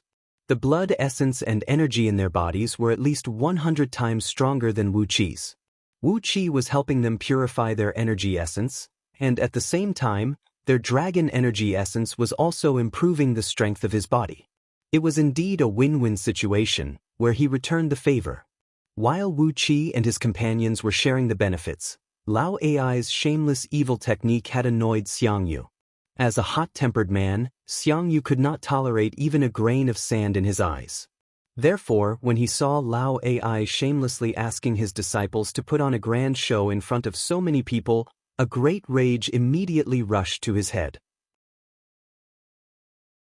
On top of that, there were several tens of thousands of soldiers with the cultivation base of Jin Dan among Great Chu's mighty army. Seeing that their bodies were on the verge of collapsing, Xiangyu let out a furious roar. Immediately, the 18 giant undead warriors standing behind him let out thunderous roars, formed a formation and charged towards Lao AI. A smile emerged on Ying Zheng and Yan Dan's faces at the same time. At the same time, both men ordered their subordinates to retreat, as they wanted to witness the overall strength of Xiang Yu and Lao AI. In the future, both Xiang Yu and Lao AI would be their archenemies, and it would only benefit them if they could have a fight with them first. There were 18 gigantic zombies, each towering 10,000 feet tall. No one knew where Xiang Yu found such gigantic corpses and refined them into powerful zombies. However, these 18 human-shaped undead warriors were definitely not the skeletons of a human being. Not only did they stand 10,000 feet tall, their skin was densely covered with dark scales, and there were more or less sharp horns growing on their heads. Their facial bones looked more like those of wild beasts. A few of them even had long tails that looked like the tails of cows trailing behind their buttocks. These non-human features indicated that they might be the skeletons of some ancient clan and had nothing to do with human beings. The 18 giant undead warriors roared and charged towards Lao AI, surrounding him and over 1,000 disciples. After that, they raised their arms and smashed them down viciously towards Lao AI's head. Not long ago, these undead warriors were spitting out a crimson flame from their mouths, turning all the condemned prisoners in one of Qin's cities into nothingness. But now, their fists were covered in a thick layer of dark flame. 36 giant fists plunged down from the sky like shooting stars, smashing down with deep, muffled whistling noises. Lao AI was indeed a peerless evil man. He waved his arms and let out a long, loud laugh that shook the sky. Suddenly, a large sheet of pink mist sprayed out from the bodies of over 1,000 disciples who were having sex crazily around him. In just a blink of an eye, all of them were sucked into Lao AI's body. After being replenished by an enormous amount of lustful aura, Lao AI's body had expanded to the height of 30 feet. His clothes exploded abruptly, revealing his extremely muscular body. Blood surged from his lower body, making him look like a spear piercing into the sky. His clone was emitting a faint golden gleam, while the natural energies around him were being oppressed by a tremendous force, producing crackling noises. With his clone as the core, a very vast fiend energy kept circling around him, making his blood vessels expand and his muscles swell, making him look like an ancient celestial fiend. Facing the giant fists of 18 giant undead warriors, Lao AI did not show any sign of weakness. He raised both fists up and met them head-on. Great Sun Technique, break! He roared at the top of his voice. All of a sudden, 10 streams of pinkish energy burst out from Lao AI's 10 fingers. The pinkish energy burst into flames abruptly, transforming into a huge ball of light that looked as dazzling as a small sun, emanating a boundless evil aura. Vaguely, one could see countless enchanting naked girls singing and dancing inside the ball of light. Accompanied by a beautiful melody, the ball of light was thrown out from Lao AI's hand, smashing forcefully into the heavy fists of the giant undead warriors. A sweet moan of a girl rang out. Suddenly, the void was filled with a strong, enchanting pink light, and a magnificent garden emerged in midair. Countless exotic flowers and plants could be seen growing in the garden, where hundreds of millions of naked beauties and handsome men were having sex to their heart's content. 18 giant undead warriors were trapped in the garden, running around aimlessly like headless flies. If an ordinary cultivator were trapped in this garden, it would not take long for his soul to be controlled by the lustful aura. His spirit, energy, and soul would be burned into ashes by the Yin flame, and all his cultivation base would become Lao AI's tonic. But unfortunately, it was 18 undead warriors who were trapped here, 18 undead warriors who had completely lost their living instincts. These giant undead warriors were only stunned for a brief moment in the illusion of the garden, before they roared furiously, waving their fists wildly in all directions, while spewing out crimson flames from their mouths. Lao AI's body trembled. He kept performing incantation gestures with both hands, barely maintaining the illusion. While maintaining the illusion with all his cultivation base, he roared fiercely, "Xiang Yu, do all these monsters possess the strength of early-stage nascent divinity realm?" Xiang Yu did not answer. Nobody knew when he had arrived in front of Lao Ai on his mount, thrusting his spear right in front of his face. 18 giant undead warriors with the overall strength equivalent to early-stage nascent divinity realm had pinned down all of Lao Ai's energy, making him incapable of resisting Xiang Yu's sudden thrust. Amidst a blinding black gleam, the spear flashed across the air, and a jet of blood shot up into the sky. Lao Ai let out a miserable howl of extreme hatred.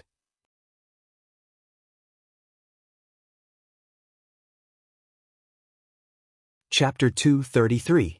Before Xiang Yu's words could fade away, a loud laughter suddenly rang out from all directions. It was especially true for Su Meier, who was laughing so hard that her body was convulsing. She was lying on the shoulders of 2 fox demon disciples, shaking and nearly falling down from the clouds.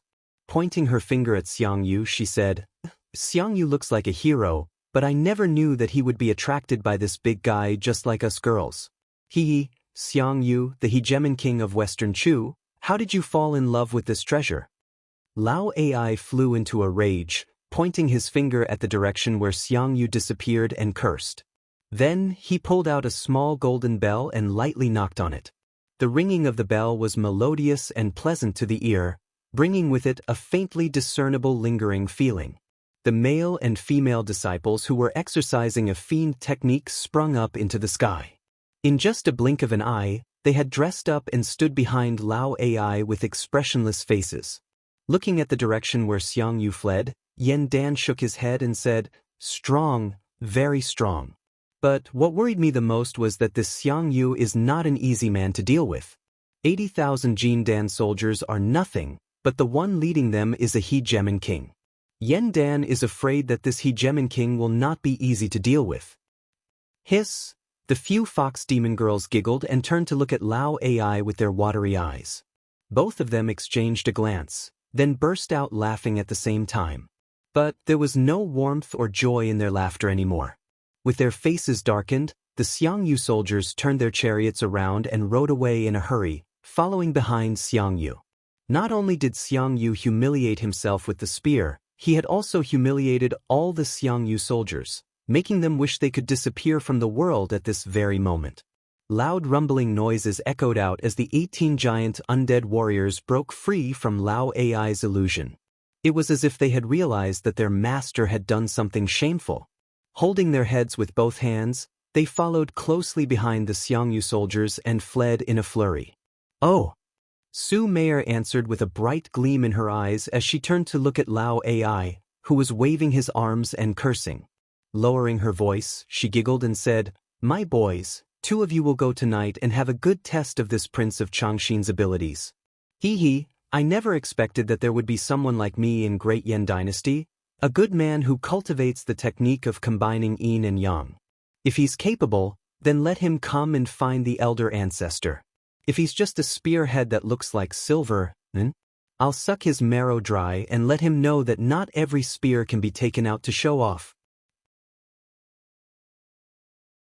Amidst the surrounding mountain ridges, several 100,000 practitioners and millions of elite soldiers of Qin army flew out from their hiding places, forming into a great formation, escorting Ing Zheng and his company as they retreated westward at top speed. Behind them, a large cloud was also used.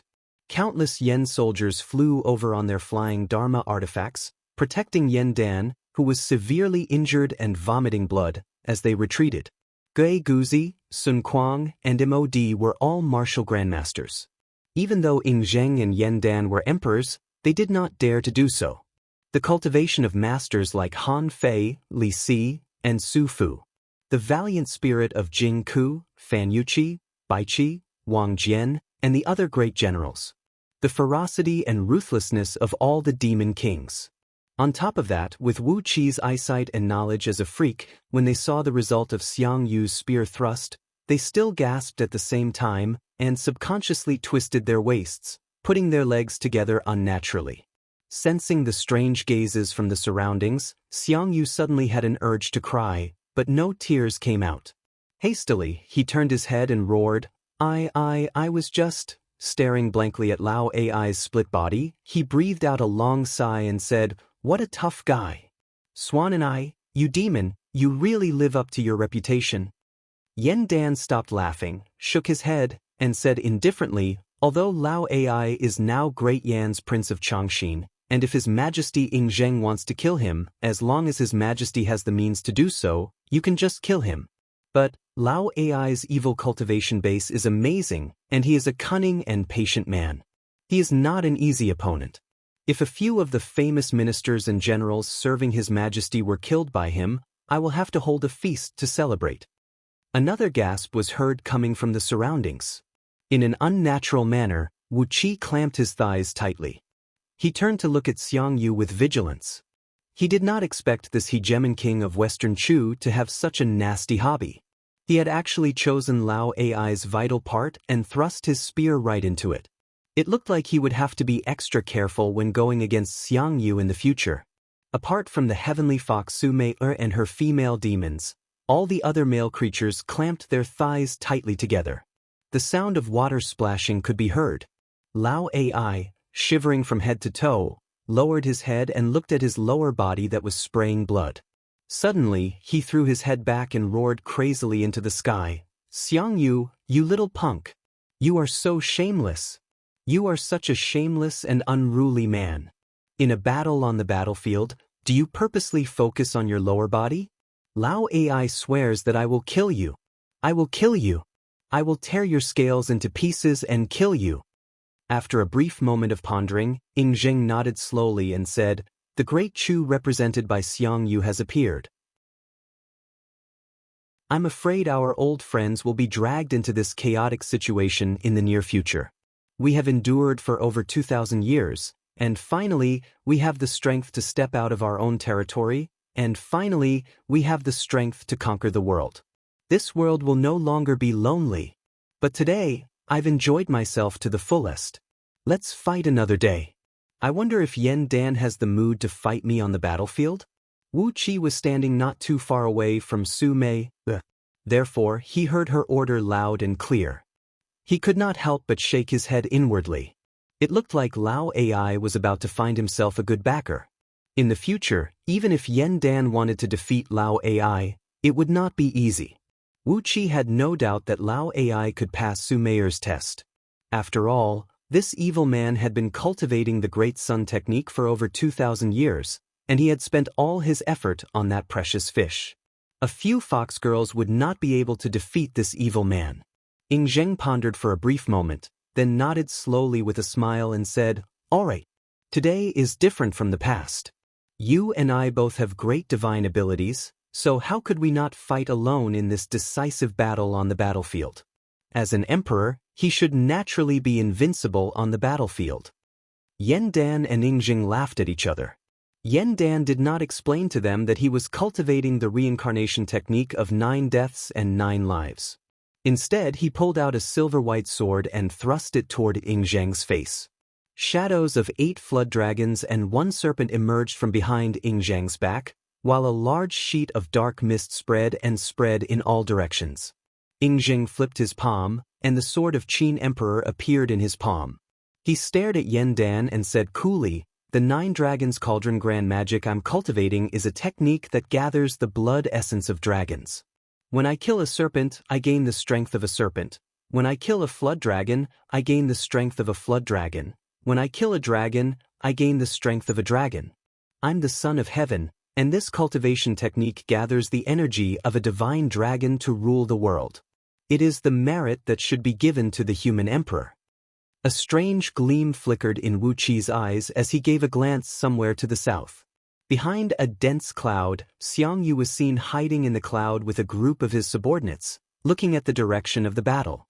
Ing Zheng let out a long and sonorous laugh, while the sword of Qin Emperor shot out and greeted Yen Dan head-on. All of a sudden, the laughter of both men stopped abruptly. A strong light flashed, and Wu Qi exercised the mystic eyes of universe with all his might.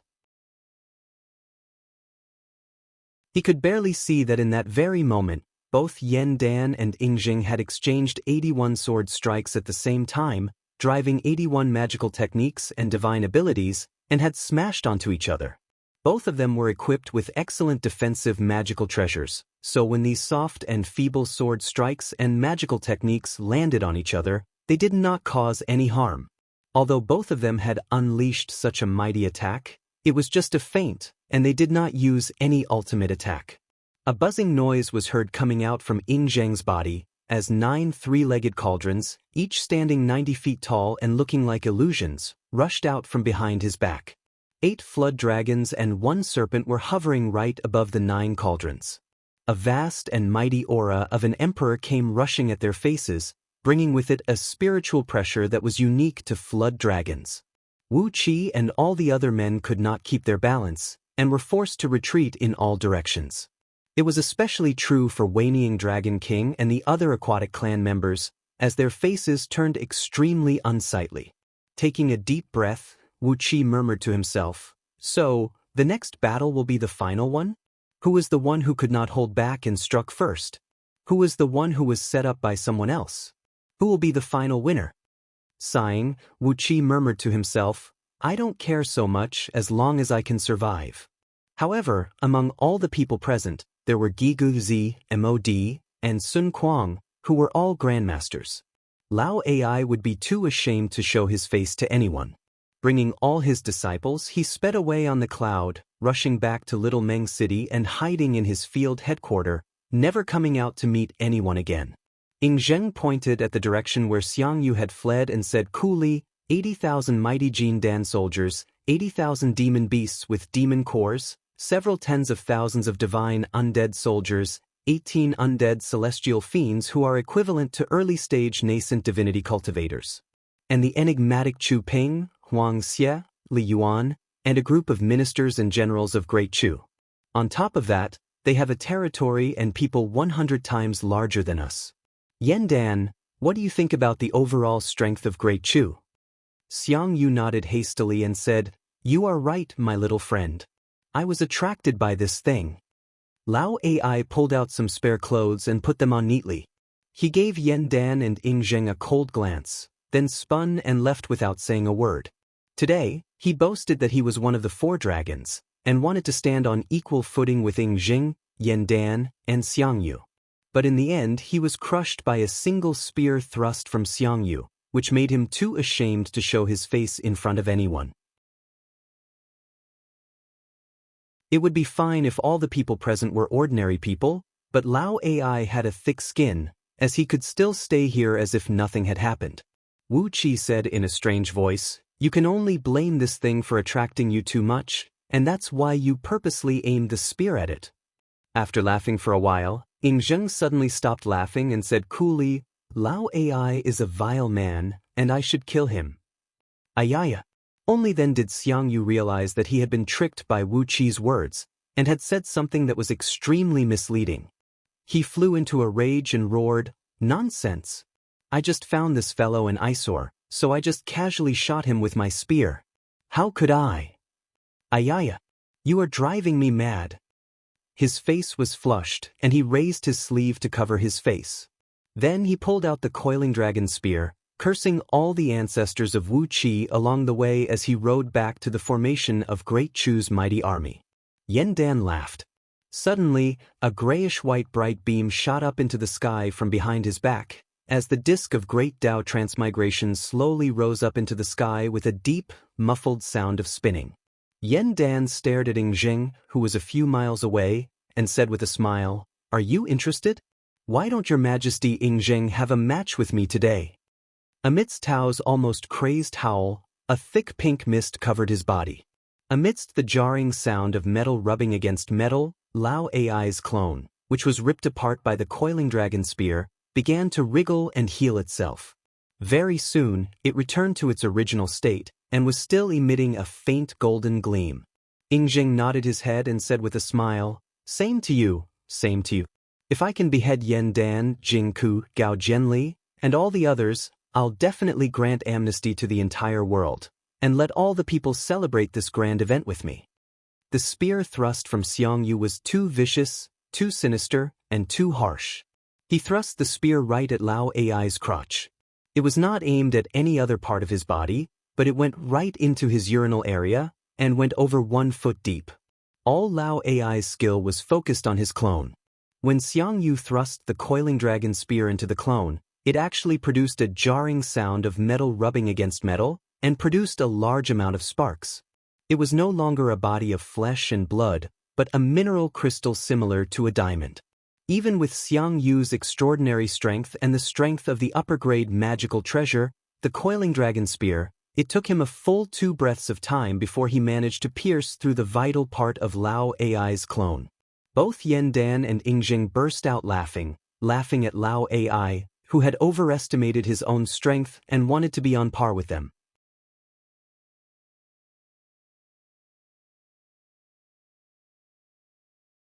Chapter 234. The moon was bright, and the stars were sparse. Wu Qi was sitting in the quiet room, and he could hear the sound of grass growing and flowers blooming in the surroundings. Winter had passed, and spring had arrived.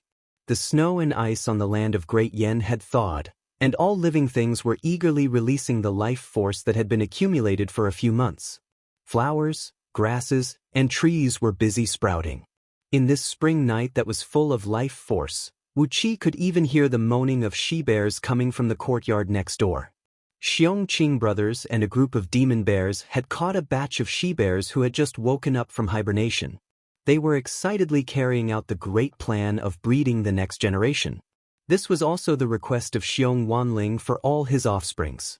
These days, all the demon bears in Blackwind Valley were working hard day and night, striving to expand the scale of the bear dens in Blackwind Valley.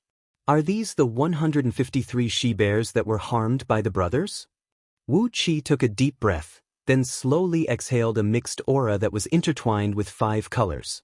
The energies in his body were further purified, and a tiny thread of innate nectar energy, about the size of a dust particle, was condensed from his internal organs, then slowly fused into the false cores in his arms.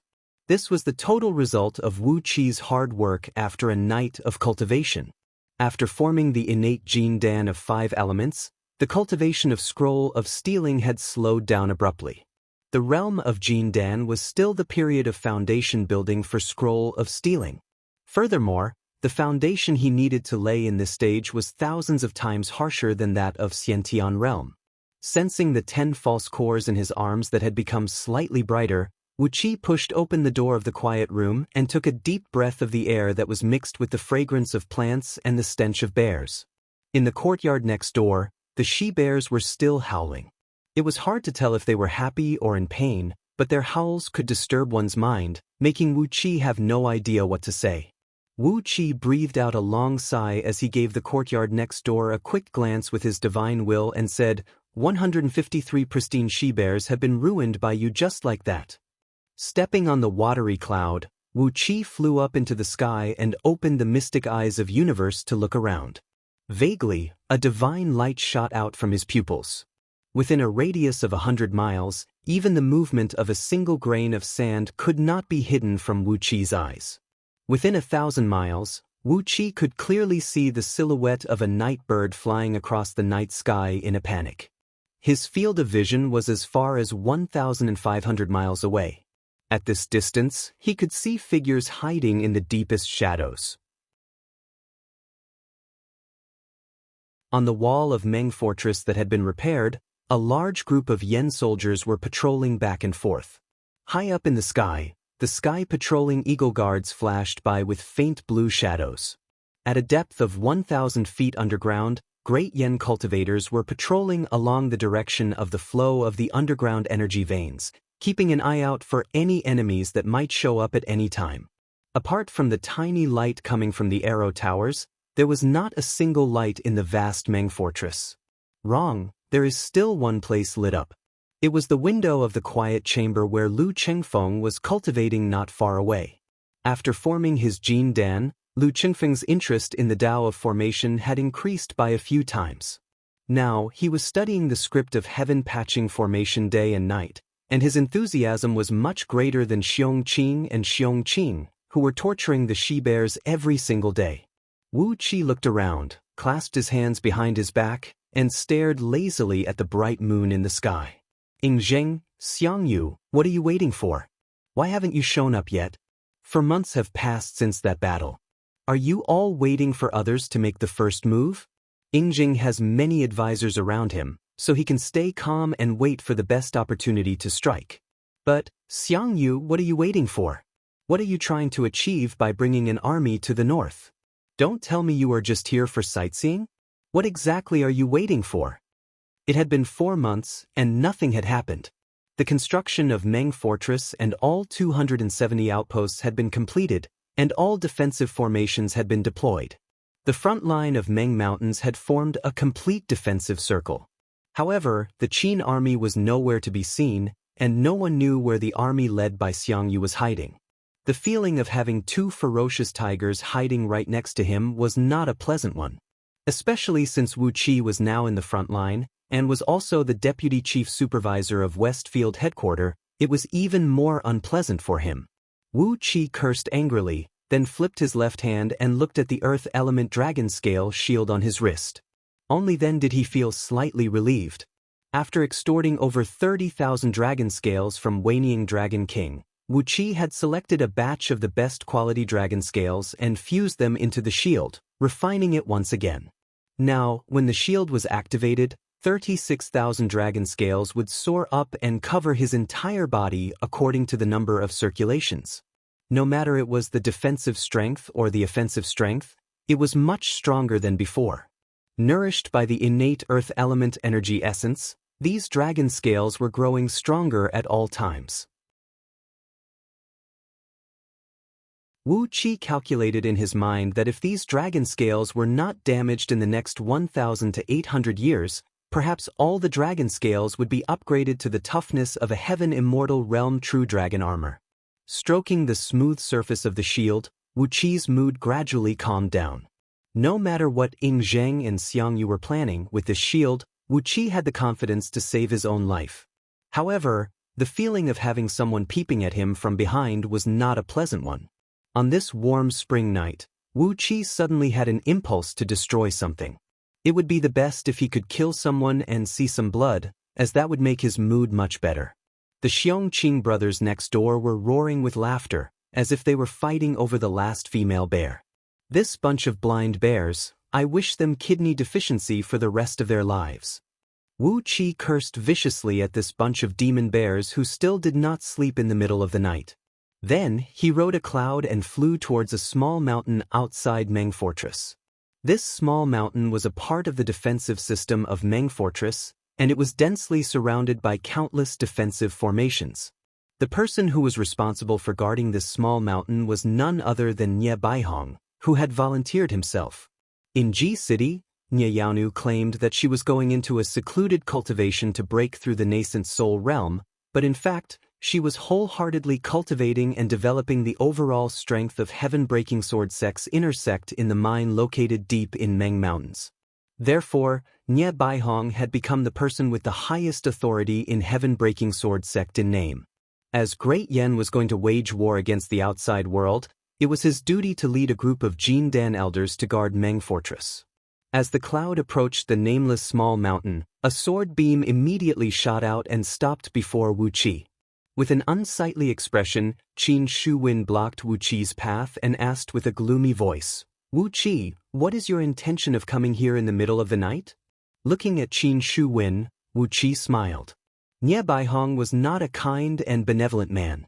This time, he volunteered himself to bring the elite elder Jin Dan elders of Heaven-Breaking Sword Sect to Meng Fortress to help in the war, and all 27 elder Jin Dan elders were Yen Li's trusted subordinates. When facing the mighty Qin army, even Gold Core elders could be killed at any time. Qin Shuwen, who was forced to follow Nie Baihong to the front line, had no choice but to follow Nie Baihong to the front line. It would be strange if he could show Wu Qi a pleasant expression. Shaking his head, Wu Qi smiled and said, "So, it is Elder Qin who is on night watch today? It has been tough on you, really tough on you. I'll definitely report this to the chief supervisor of Ming City and make sure that Elder Qin will be rewarded with a great military merit." Taking a deep breath, Wu Qi looked up at the bright moon in the sky and said with an indifferent tone, "Elder Qin, please tell the sect leader that the moon is bright and beautiful tonight," and Wu Qi suddenly has the desire to kill someone. Therefore, he is here to stab him with his sword. Ask him if he still remembers that innocent girl on the pleasure boat in the myriad red river. Tonight is such a beautiful night, and it is the auspicious day when Wu Qi is going to stab him with his sword. Qin Shuwen was struck dumb and didn't say a word for a long while. At last, he gave Wu Qi a strange look, and a gloating smile emerged on his face. Are you saying that you are going to stab sect leader with your sword? Ha, Wu Qi, you are rebelling against your superiors. You are. The deep and powerful voice of Nie Baihong was heard coming from afar. Qin Shuwen, shut up and do what you should do. A white light flashed as Nie Baihong, who was shrouded in an immense sword energy, appeared right next to Qin Shuwen. He looked a few times fiercer than the first time Wu Qi saw him. He pressed his palm onto Qin Shuwen's body, unleashing an unparalleled sword energy that knocked Qin Shuwen several thousand feet away. He coughed out a mouthful of blood and slammed into a huge tree. Qin Shuwen gave Nie Baihong a venomous look, who was shrouded in a murderous aura, lowered his head and squeezed into the dark shadow. Raising his head and looking at Wu Qi, Nie Baihong asked in an indifferent tone, I've been waiting for this sword of yours for a few months. You've already formed the Jin Dan, so why did you only come to me now? Thinking that such a sword was waiting for me, I couldn't eat or sleep well for the past few days. Wu Qi smiled, looked at the bright moon in the sky and said, Tonight is a nice night, so I want to see some blood. Nie Baihong smiled and asked, Is there any other reason? Wu Qi moved his fingers and calculated for a while, then said hesitantly, If I remember correctly, Wu Qi will be 18 years old when the sun rises, right? Just consider it as a birthday gift for myself, can't you? Nie Baihong was stunned. You're only 18 years old? Forming the Jin Dan? You little monster. After being stunned for a while, Nie Baihong knitted his brows and asked, Are you really only 18 years old? I thought you should be at the same age as Duke Yenlu, almost 30 years old, right? Wu Qi touched his chin, chuckled and said, Look at my youthful face, how can I be so old? Is an 18 years old Jin Dan that rare? Wu Qi is just lucky, and had some fortuitous encounters. That's why he has formed the Jin Dan at such a young age. Nie Baihong nodded his head slowly. As he was about to say something, Wu Qi suddenly narrowed his eyes. He waved his right hand, unleashing a dark sword beam that contained an invincible and fierce sword energy, piercing through Nie Baihong's chest in a blink of an eye. Nie Baihong let out a miserable howl. His chest was pierced by Wu Qi's sword beam, and a see-through hole about the size of a human head appeared. Blood sprayed out from his mouth as he was knocked flying several miles away, slamming into the cliff behind him. Wu Qi looked at Nie Baihong, who was knocked flying away, and said in a leisurely manner, Today, you have roughly mastered the control of the wood element orb. That's why I stabbed you with this sword. With the protection of the wood element orb, at least you won't die, and at most, you will have to suffer some pain. Master, I hope you will remember this in the future. You and I are both a pitiful worm struggling in this world, and neither of us is nobler than the other. Taking a deep breath, Wu Qi said in a deep voice, In the future, before you kill someone with your sword, please think about this sword strike of mine before you strike. Suddenly, Wu Qi wielded his sword beam and transformed into a dark beam, shooting towards the depth of Meng Mountains. After sprinting for several thousand miles, Wu Qi came to the peak of a lofty mountain. Standing on the peak and looking at the silver moon hanging above his head, which was as big as a basin, Wu Qi suddenly threw his head back and cried out, Master! Xiaobai! Wu Qi is 18 years old now. I'm an adult now. Damn it, I miss you so much. Abruptly, he stretched out both hands, unleashing countless tiny sword beams that shattered the lofty mountain under his feet. Tears were streaming down Wu Qi's face. Suddenly, he cried out, I really fucking miss you so much. I'm alone here. Wu Qi threw his head back and roared, I don't want to be alone here. I want to go back. I miss you. I miss my dead brothers. Shrill howls of wolves could be heard coming from afar, mixing together with Wu Qi's roars and shouts, making them indistinguishable.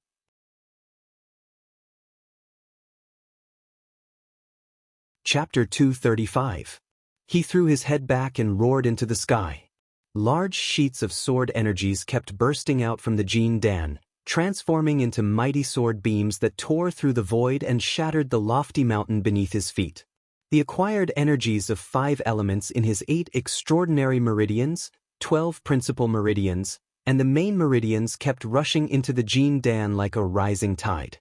Driven by the unity of sword energy script, they were quickly transformed into sword energies that were 10 times purer than ordinary sword energies.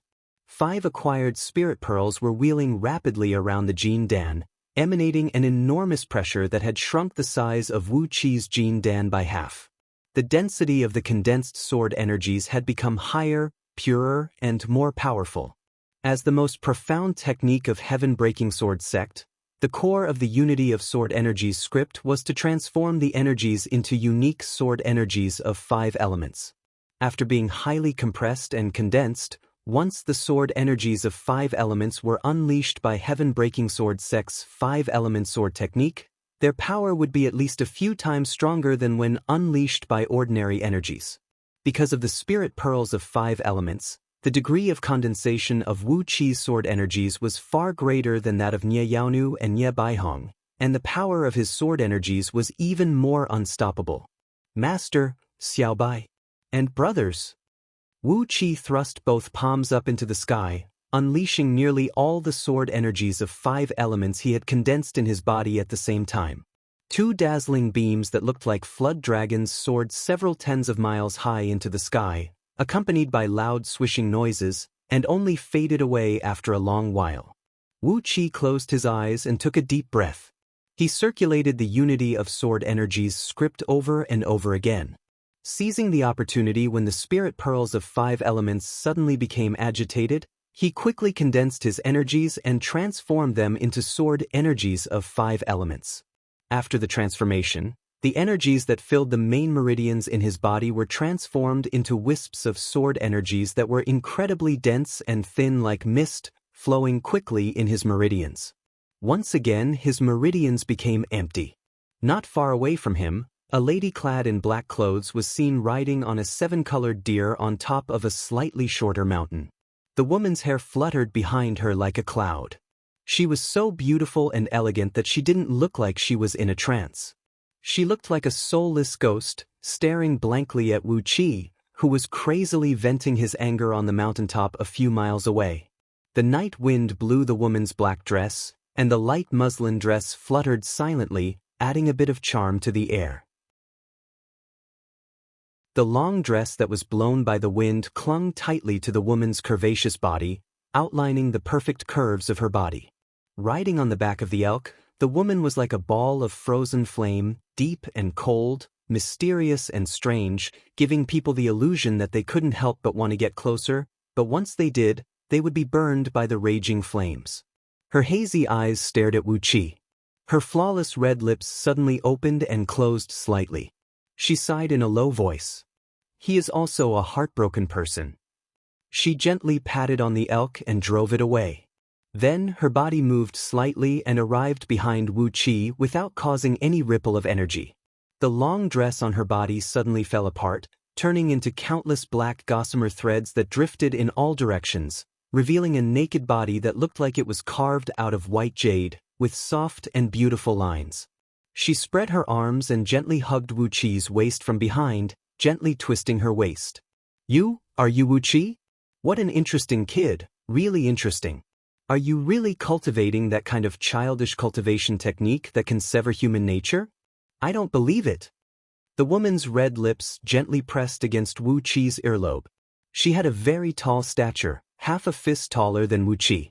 However, her body was slender and graceful, like a green bamboo amidst the morning mist in the mountains.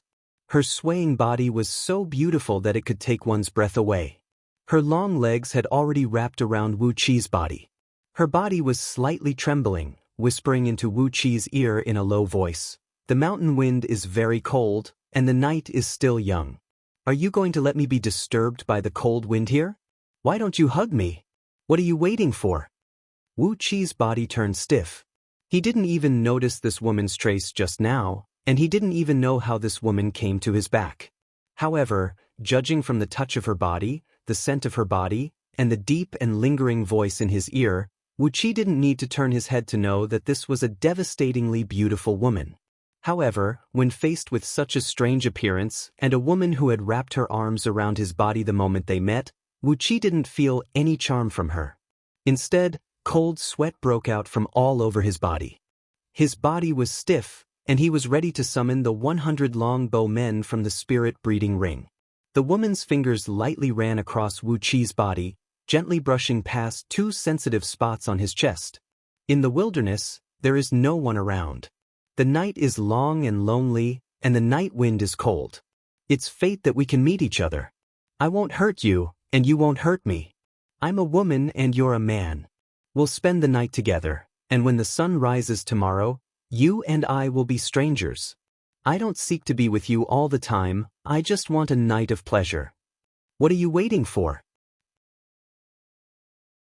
A gust of hot wind with a faint aroma blew into Wu Qi's ear, instantly destroying most of the wariness in his heart. He clenched his right hand, and the sword of Greedy Wolf transformed into a beam of dark light and fell into his hand. He raised his right hand, about to thrust the sword into the woman's body. If you want to kill me, then do it now. The woman said coolly, but I hope you can give up the sword in your hand and use another weapon to pierce my body. A man, a real man, how could he only use the sword in his hand? These cold swords might be able to conquer the world, but if you want to conquer a woman like me, what you need is this divine weapon. The woman's hand slid down from Wu Qi's body, then forcefully grabbed onto Wu Qi's vital part. Her slender and beautiful fingers gently pinched a few times, and Wu Qi felt a stream of hot air rushing up from the soles of his feet to his head. Suddenly, every vein and muscle in his body was filled with hot blood, and every part of his body had become as hard as steel and as hot as fire. Oh yes, this is the divine weapon I need.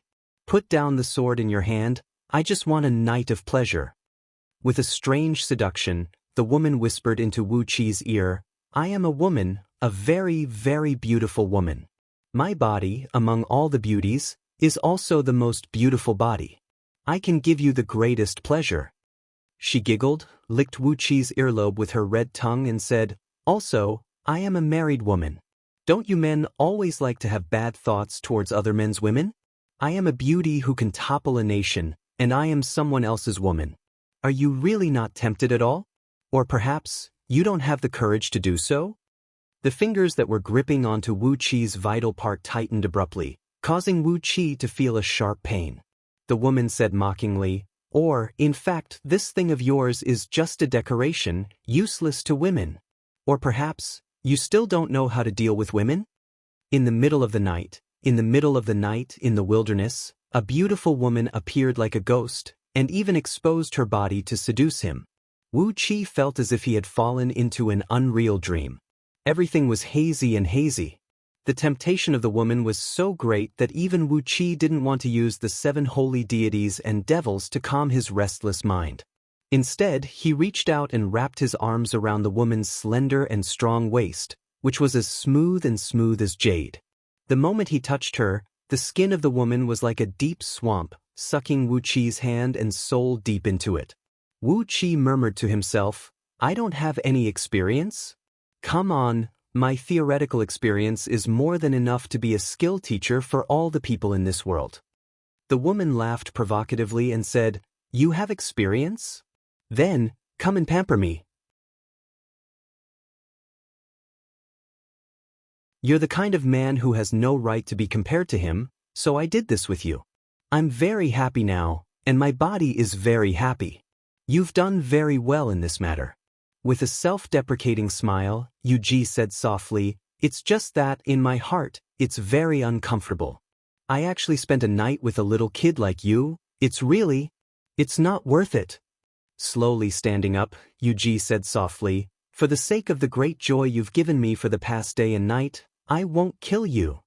She hugged Wu Qi and kissed Wu Qi's lips hard. Then Yu Ji took a few steps back and said with a sneer, When I want to do something to let him down again, I'll come find you again. You must think of me. My body is much better than your young princess's. With a ghostly chuckle, Yuji's body suddenly disappeared. With Wu Qi's current cultivation, he didn't even notice how she left. Wu Qi looked around in a daze. He felt that he was being raped both physically and mentally. Suddenly, he swung his sword and struck the cliff in front of him. Xiang Yu, fuck me. Fuck you.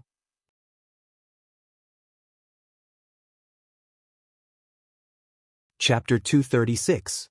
After cutting off a lofty mountain with just one sword strike, Wu Qi let out a long, gloomy cry. With his body riddled with scars and the heart of a young man filled with an indescribable feeling, he stepped on a beam of light and fled back to Meng Fortress in a sorry state. What happened tonight was like the first wet dream of a young man, leaving an unforgettable memory in Wu Qi's mind. The seven-colored deer was leaping gracefully between the mountains. Sitting on its back, Yuji stretched her back lazily, covered her little mouth with her hand and yawned. Her fair face was tinged with an intoxicating blush, and her eyes were brimming with tears. She was smiling faintly, as if she was still reminiscing the intimate moment she spent with Wu Qi, which lasted for nearly a whole day. All of a sudden, a sonorous tune of a flute was heard coming from the top of a mountain nearby. Raising her brows in surprise, Yuji gave a soft cry. Suddenly, a three-colored cloud burst out from under the seven-colored deer's feet, then it soared up into the sky and flew towards the mountain. On the top of the mountain was a lady with an appearance similar to Yuji's that could bring calamity to the world, but she had a solemn expression, giving off a feeling that she was as pure as ice and as pure as jade. She was sitting cross-legged under a lone pine tree. In her hand was a jade flute with a strange shape. The 6-feet-long jade flute was very thin and the color of translucent egg white. It was smooth and soft, and its inner surface was faintly exposed, with a few tiny golden runes faintly visible on the flute. At the end of the jade flute, 3 long green feathers were tied with silver silk. The feathers were bright and lustrous, emitting a smooth luster like clear water. A huge amount of spiritual energy was constantly spurting out from the feathers, nourishing the jade flute at all times. After being absorbed and transformed by the jade flute, a thread of extremely pure and rich natural energy kept flowing into the lady's finger, then spread to every corner of her body. The 7-colored deer flew up to the top of the mountain, and Yuji lightly leaped down from its back. She gave the lady a glance with a smile, then bowed gracefully and said, "Yuji offers greeting to the Empress of Daqin, Elder Sister Yao, Your Majesty. May I know why Elder Sister is sitting here? Could it be that you are waiting for me?" Yu Yao lightly flicked the jade flute with her jade-like finger and said in an indifferent tone, "You're interested in a little boy who hasn't even grown his hair yet? If that tyrant of yours knew that you had given yourself to such a young boy, wouldn't he poke a hole in the sky?" Yuji giggled, walked to the side of Yu Yao and sat down slowly. With a soft voice, she said, "I've taken a fancy to this tender little girl. Could it be that his sister was also interested in him? If there is, Yuji will go and capture him right now, and let Elder Sister have a good time." Yuji let out an intoxicated sigh, narrowed her eyes and revealed an intoxicated smile. "Very good, Yuji enjoyed it very much. Yuji is also really strange. This is really the first time this child is having fun with a woman. Why does he know so many strange tricks?" Yu Yao remained silent. She gently waved the jade flute, and a gust of wind blew through the small holes on the flute, letting out a clear buzzing noise. She frowned and said, "This kid is weird, I don't like him. I wonder why both you and Yutan have taken a fancy to him? Is this little boy really so good?" Yu Yao laughed, shook her head and said, "I hate people who are full of lies the most in my life. Last time, he told Yutan that he is cultivating some virgin technique. But this time..." A light snort was heard coming from a distance, as a strong and agile black leopard suddenly leaped up to the top of the mountain like a bolt of lightning. A beautiful lady, clad in a black light armor and holding a 16-feet-long coiling dragon crescent blade, leaped down from the back of the black leopard and stood firmly in front of the 2 girls. A breeze blew across, fluttering the long hair of the lady. A threatening heroic spirit burst out from her body, and she looked like a general. She thrust the blade in her hand forcefully into the ground, and the egg-thick blade sank 3 feet deep into the ground without making a sound.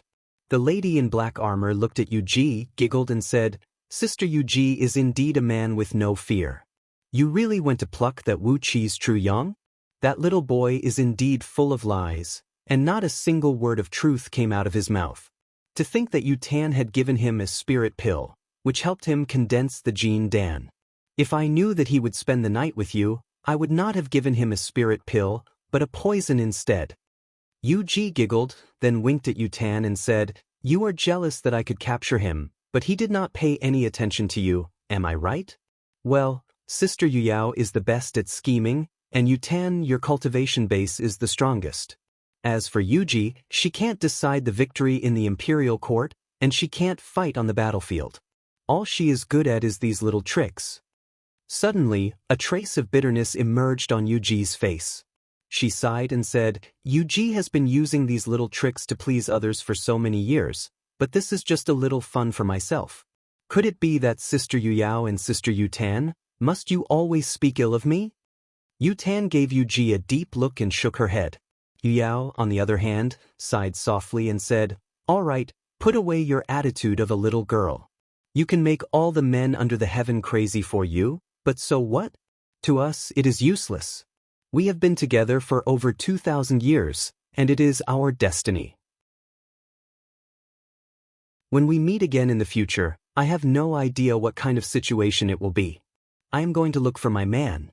Yuji lifted her head up and looked at a wisp of white cloud in the sky. She sighed and said, "Yuji is going to be entangled with Sister Yu Tan, never to be separated for the rest of their lives." "Who wants to be entangled with you for the rest of their lives?" Yu Tan said angrily. Yuji looked at Yu Tan with surprise, chuckled and said, "Yuji is going to look for King Xiangyu. He is now a minister of Great Chu. Sister Yu Tan is going back to Great Chu as well. Isn't Duke of Chunxin her old lover? Xiangyu and Huang Xie are both ministers of Great Chu now. Since we are going back to look for them, doesn't that mean we have to take care of each other, never to be separated for the rest of our lives?" Yu Tan put on a straight face. She gripped the crescent blade tightly and said coolly, "Huang Xie, that old fool." Yuji gently swayed her body and laughed softly, "Huang Xie, that old trash." Looking at his fat body, Yuji feels uncomfortable all over. When she thought that Sister Yu Tan is going to send herself to that old fatty and let him have his fun, she felt that it was a waste of heaven's gift. Why don't Sister Yu Tan go and look for Wu Qi as well? That way, that old fool will not take away your yin energy and waste your over 2,000 years of painstaking cultivation. A blade beam flashed. Yu Tan held the long blade in her hand and swung it towards Yuji's neck with a cold gleam. Yuji giggled, then took the initiative to extend her tender and beautiful long neck to the edge of the blade. A loud clang rang out. The crescent blade bounced back and sent out a large amount of sparks. However, there was not even a red mark on Yuji's fair and delicate neck. Yu Tan shook her wrist and swung the blade again, hacking 99 times on Yuji's body.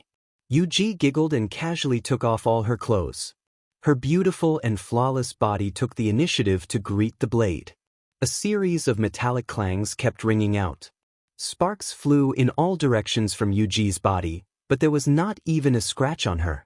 In a blink of an eye, Yu Tan had hacked 99 times, then abruptly sheathed the blade and stepped back. Yuji let out a moan while gasping for breath. Twisting her slender waist, she took a few steps back slowly. She looked down at her fair and flawless body complacently, giggled and said, "Yuji's celestial technique of Goddess Xian has made some achievements. Indeed, I am not afraid of any metal weapons anymore. Unless there is an innate spirit treasure, or a magical weapon that is not a metal weapon, no one can hurt even a single hair of Yuji." Yu Tan laughed coldly. A clump of cold mist sprayed out from her face, and her facial features changed abruptly. Although she was still as beautiful and enchanting as before, she looked completely different from her previous appearance. She took a light breath, then clenched her fist and threw a punch towards Yuji's chest.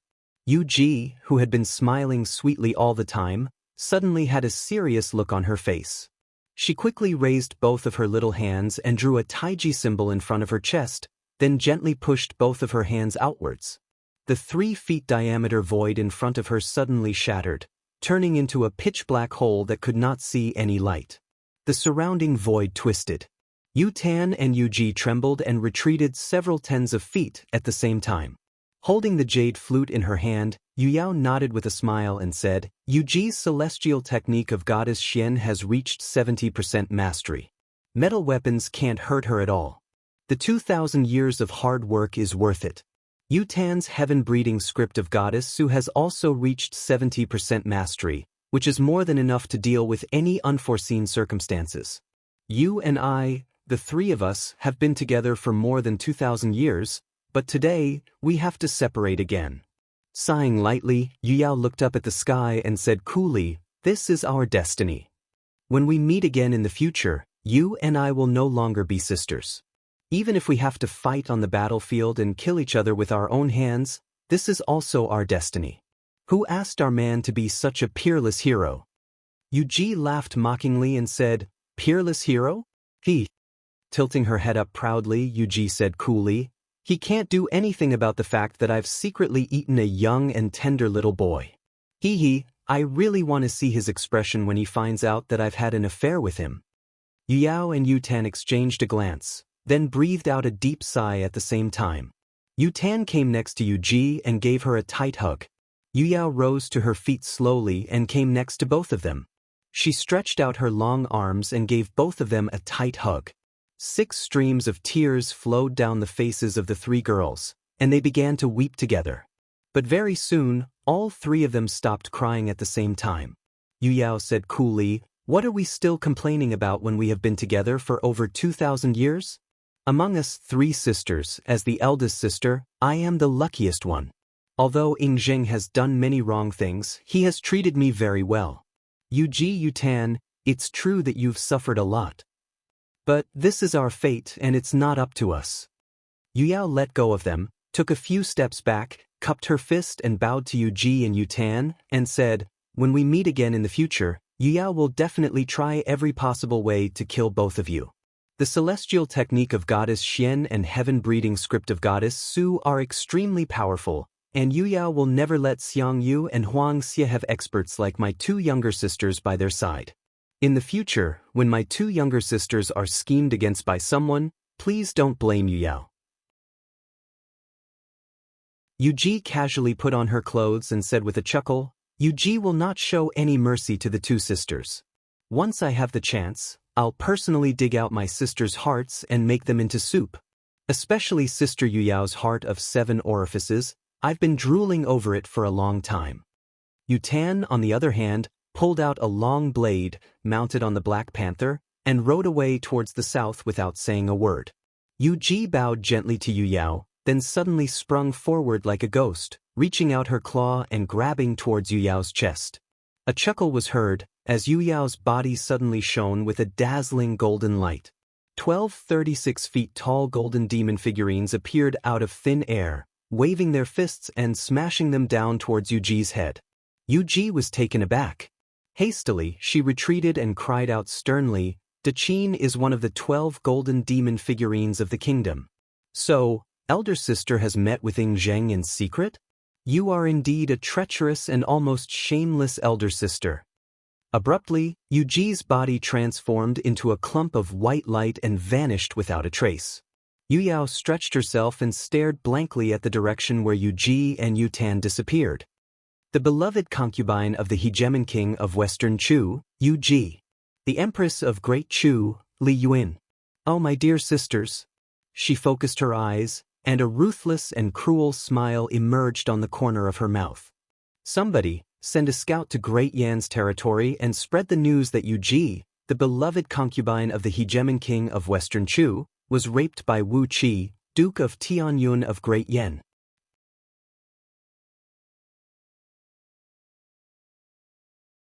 Chapter 237. For the next 7 days, Wu Qi stayed in a secluded cultivation, focusing all his attention on absorbing the extremely pure innate energy that suddenly appeared in his body. It was extremely pure, even comparable to the clump of innate earth element energy essence that Wu Qi used to craft the earth element dragon scale shield. On top of that, it was extremely strong, almost as strong as the innate purple energy essence that could only be formed by an ordinary nascent divinity cultivator after several hundred years of arduous cultivation. It was as if someone had cultivated arduously for several thousand years, condensed a precious innate purple energy essence, which was used by nascent divinity cultivators to temper and strengthen their nascent divinity, and injected it into Wu Qi's body through some special method. When an ordinary Jindan cultivator encountered an innate energy essence of this level, he or she would not even be able to sense its existence. But to Wu Qi, it was like a hungry wolf that had just seen a piece of fresh meat and could not wait to start absorbing and digesting it. Inside his 7 stealing heaven meridians, 10 bright false cores were absorbing the innate energy essence that nearly filled up Wu Qi's body with all their might. When the energy essence that contained an enormous amount of energy essence was absorbed by Wu Qi's false cores, it gradually formed into wisps of innate nectar that glinted with the color of white jade and was as sticky as a jade paste. Nourished by the innate nectar, Wu Qi's false cores gradually solidified and hardened. From a hazy, shadowy shape, it quickly condensed into a real Jindan that was the size of a grain of rice, glinting with a golden luster. The innate nectar had saved Wu Qi from several hundred years of arduous cultivation. If he relied on devouring other people's Jindan and demon cores to purify the innate nectar, perhaps he would need at least 100,000 Jindan and demon cores to achieve the same result. While absorbing the innate energy essence, Wu Qi was pondering about its origin. Recently, he did not have any other fortuitous encounters, except for that one night with Yu Ji, which was the most unimaginable encounter he had in the past few days. He could still remember the wonderful enjoyment brought to him by Yu Ji's mesmerizing body.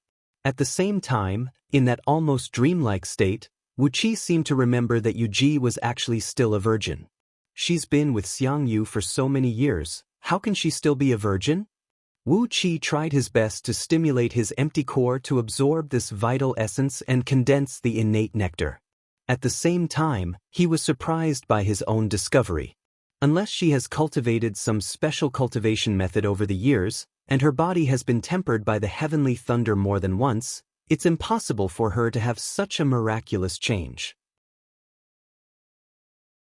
But it was a pity that at that time he was only focused on squeezing out Yu Ji's body with all his might, desperately enjoying the indescribable wonderful feeling, and did not have the time to use all kinds of mystic arts in Scroll of Stealing to peep at Yu Ji's body.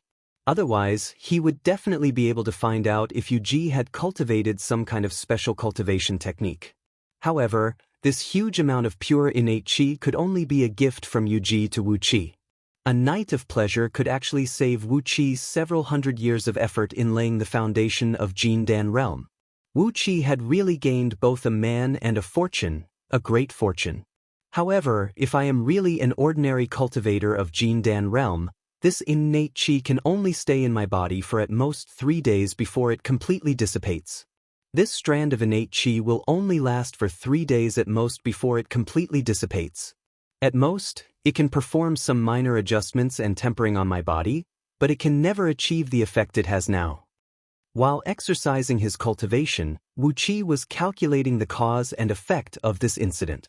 An ordinary human immortal of Jindan realm would never be able to discover the existence of this innate qi, and he would not have a suitable cultivation technique to absorb and harvest this innate qi, which would bring him the greatest benefit. An ordinary human immortal of Jindan realm would not be able to discover the existence of this innate qi, and he did not have a suitable cultivation technique to absorb and harvest this innate qi, which would bring him the greatest benefit.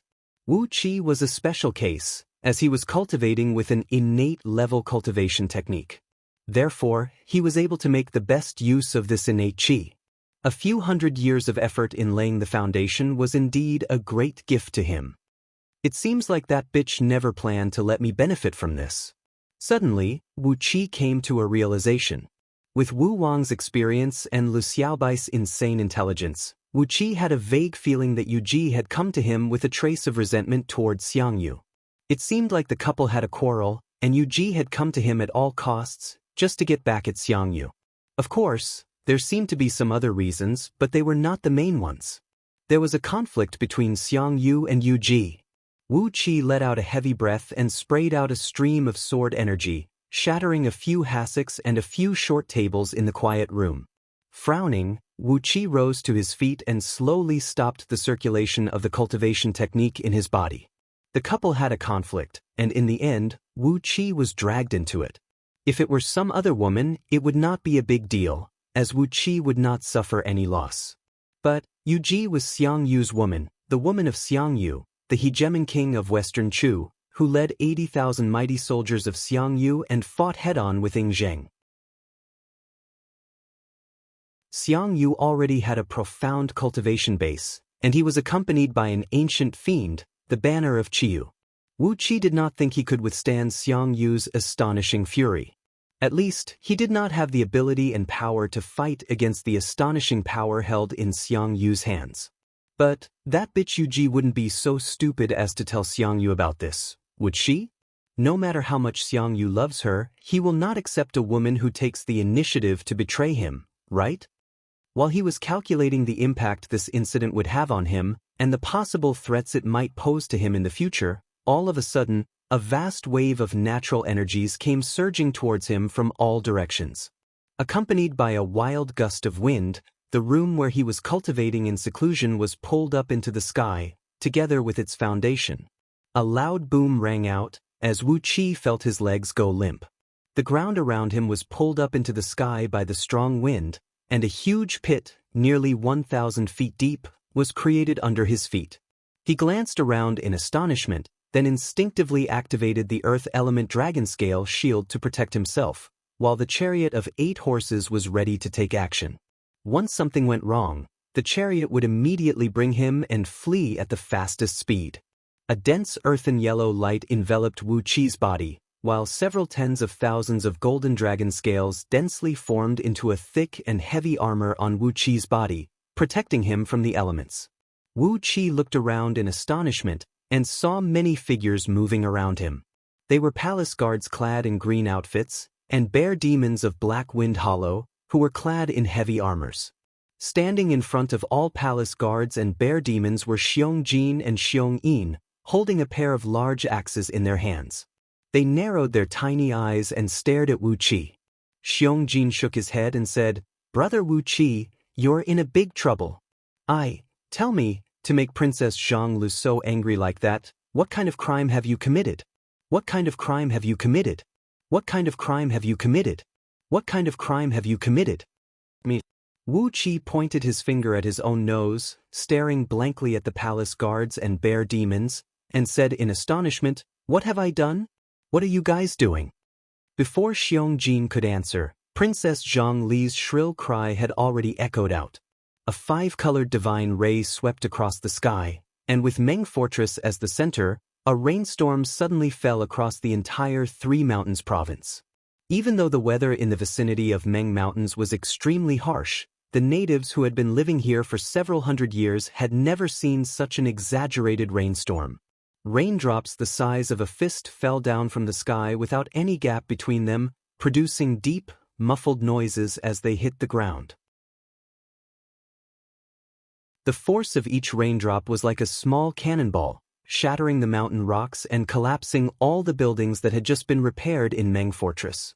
A strong gust of wind rolled the dark clouds and slowly descended from the sky.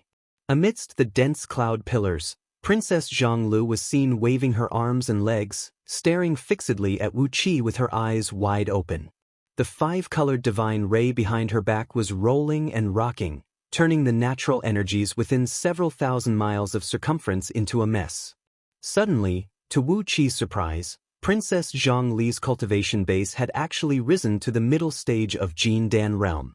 How long had it been since she formed the Jin Dan realm?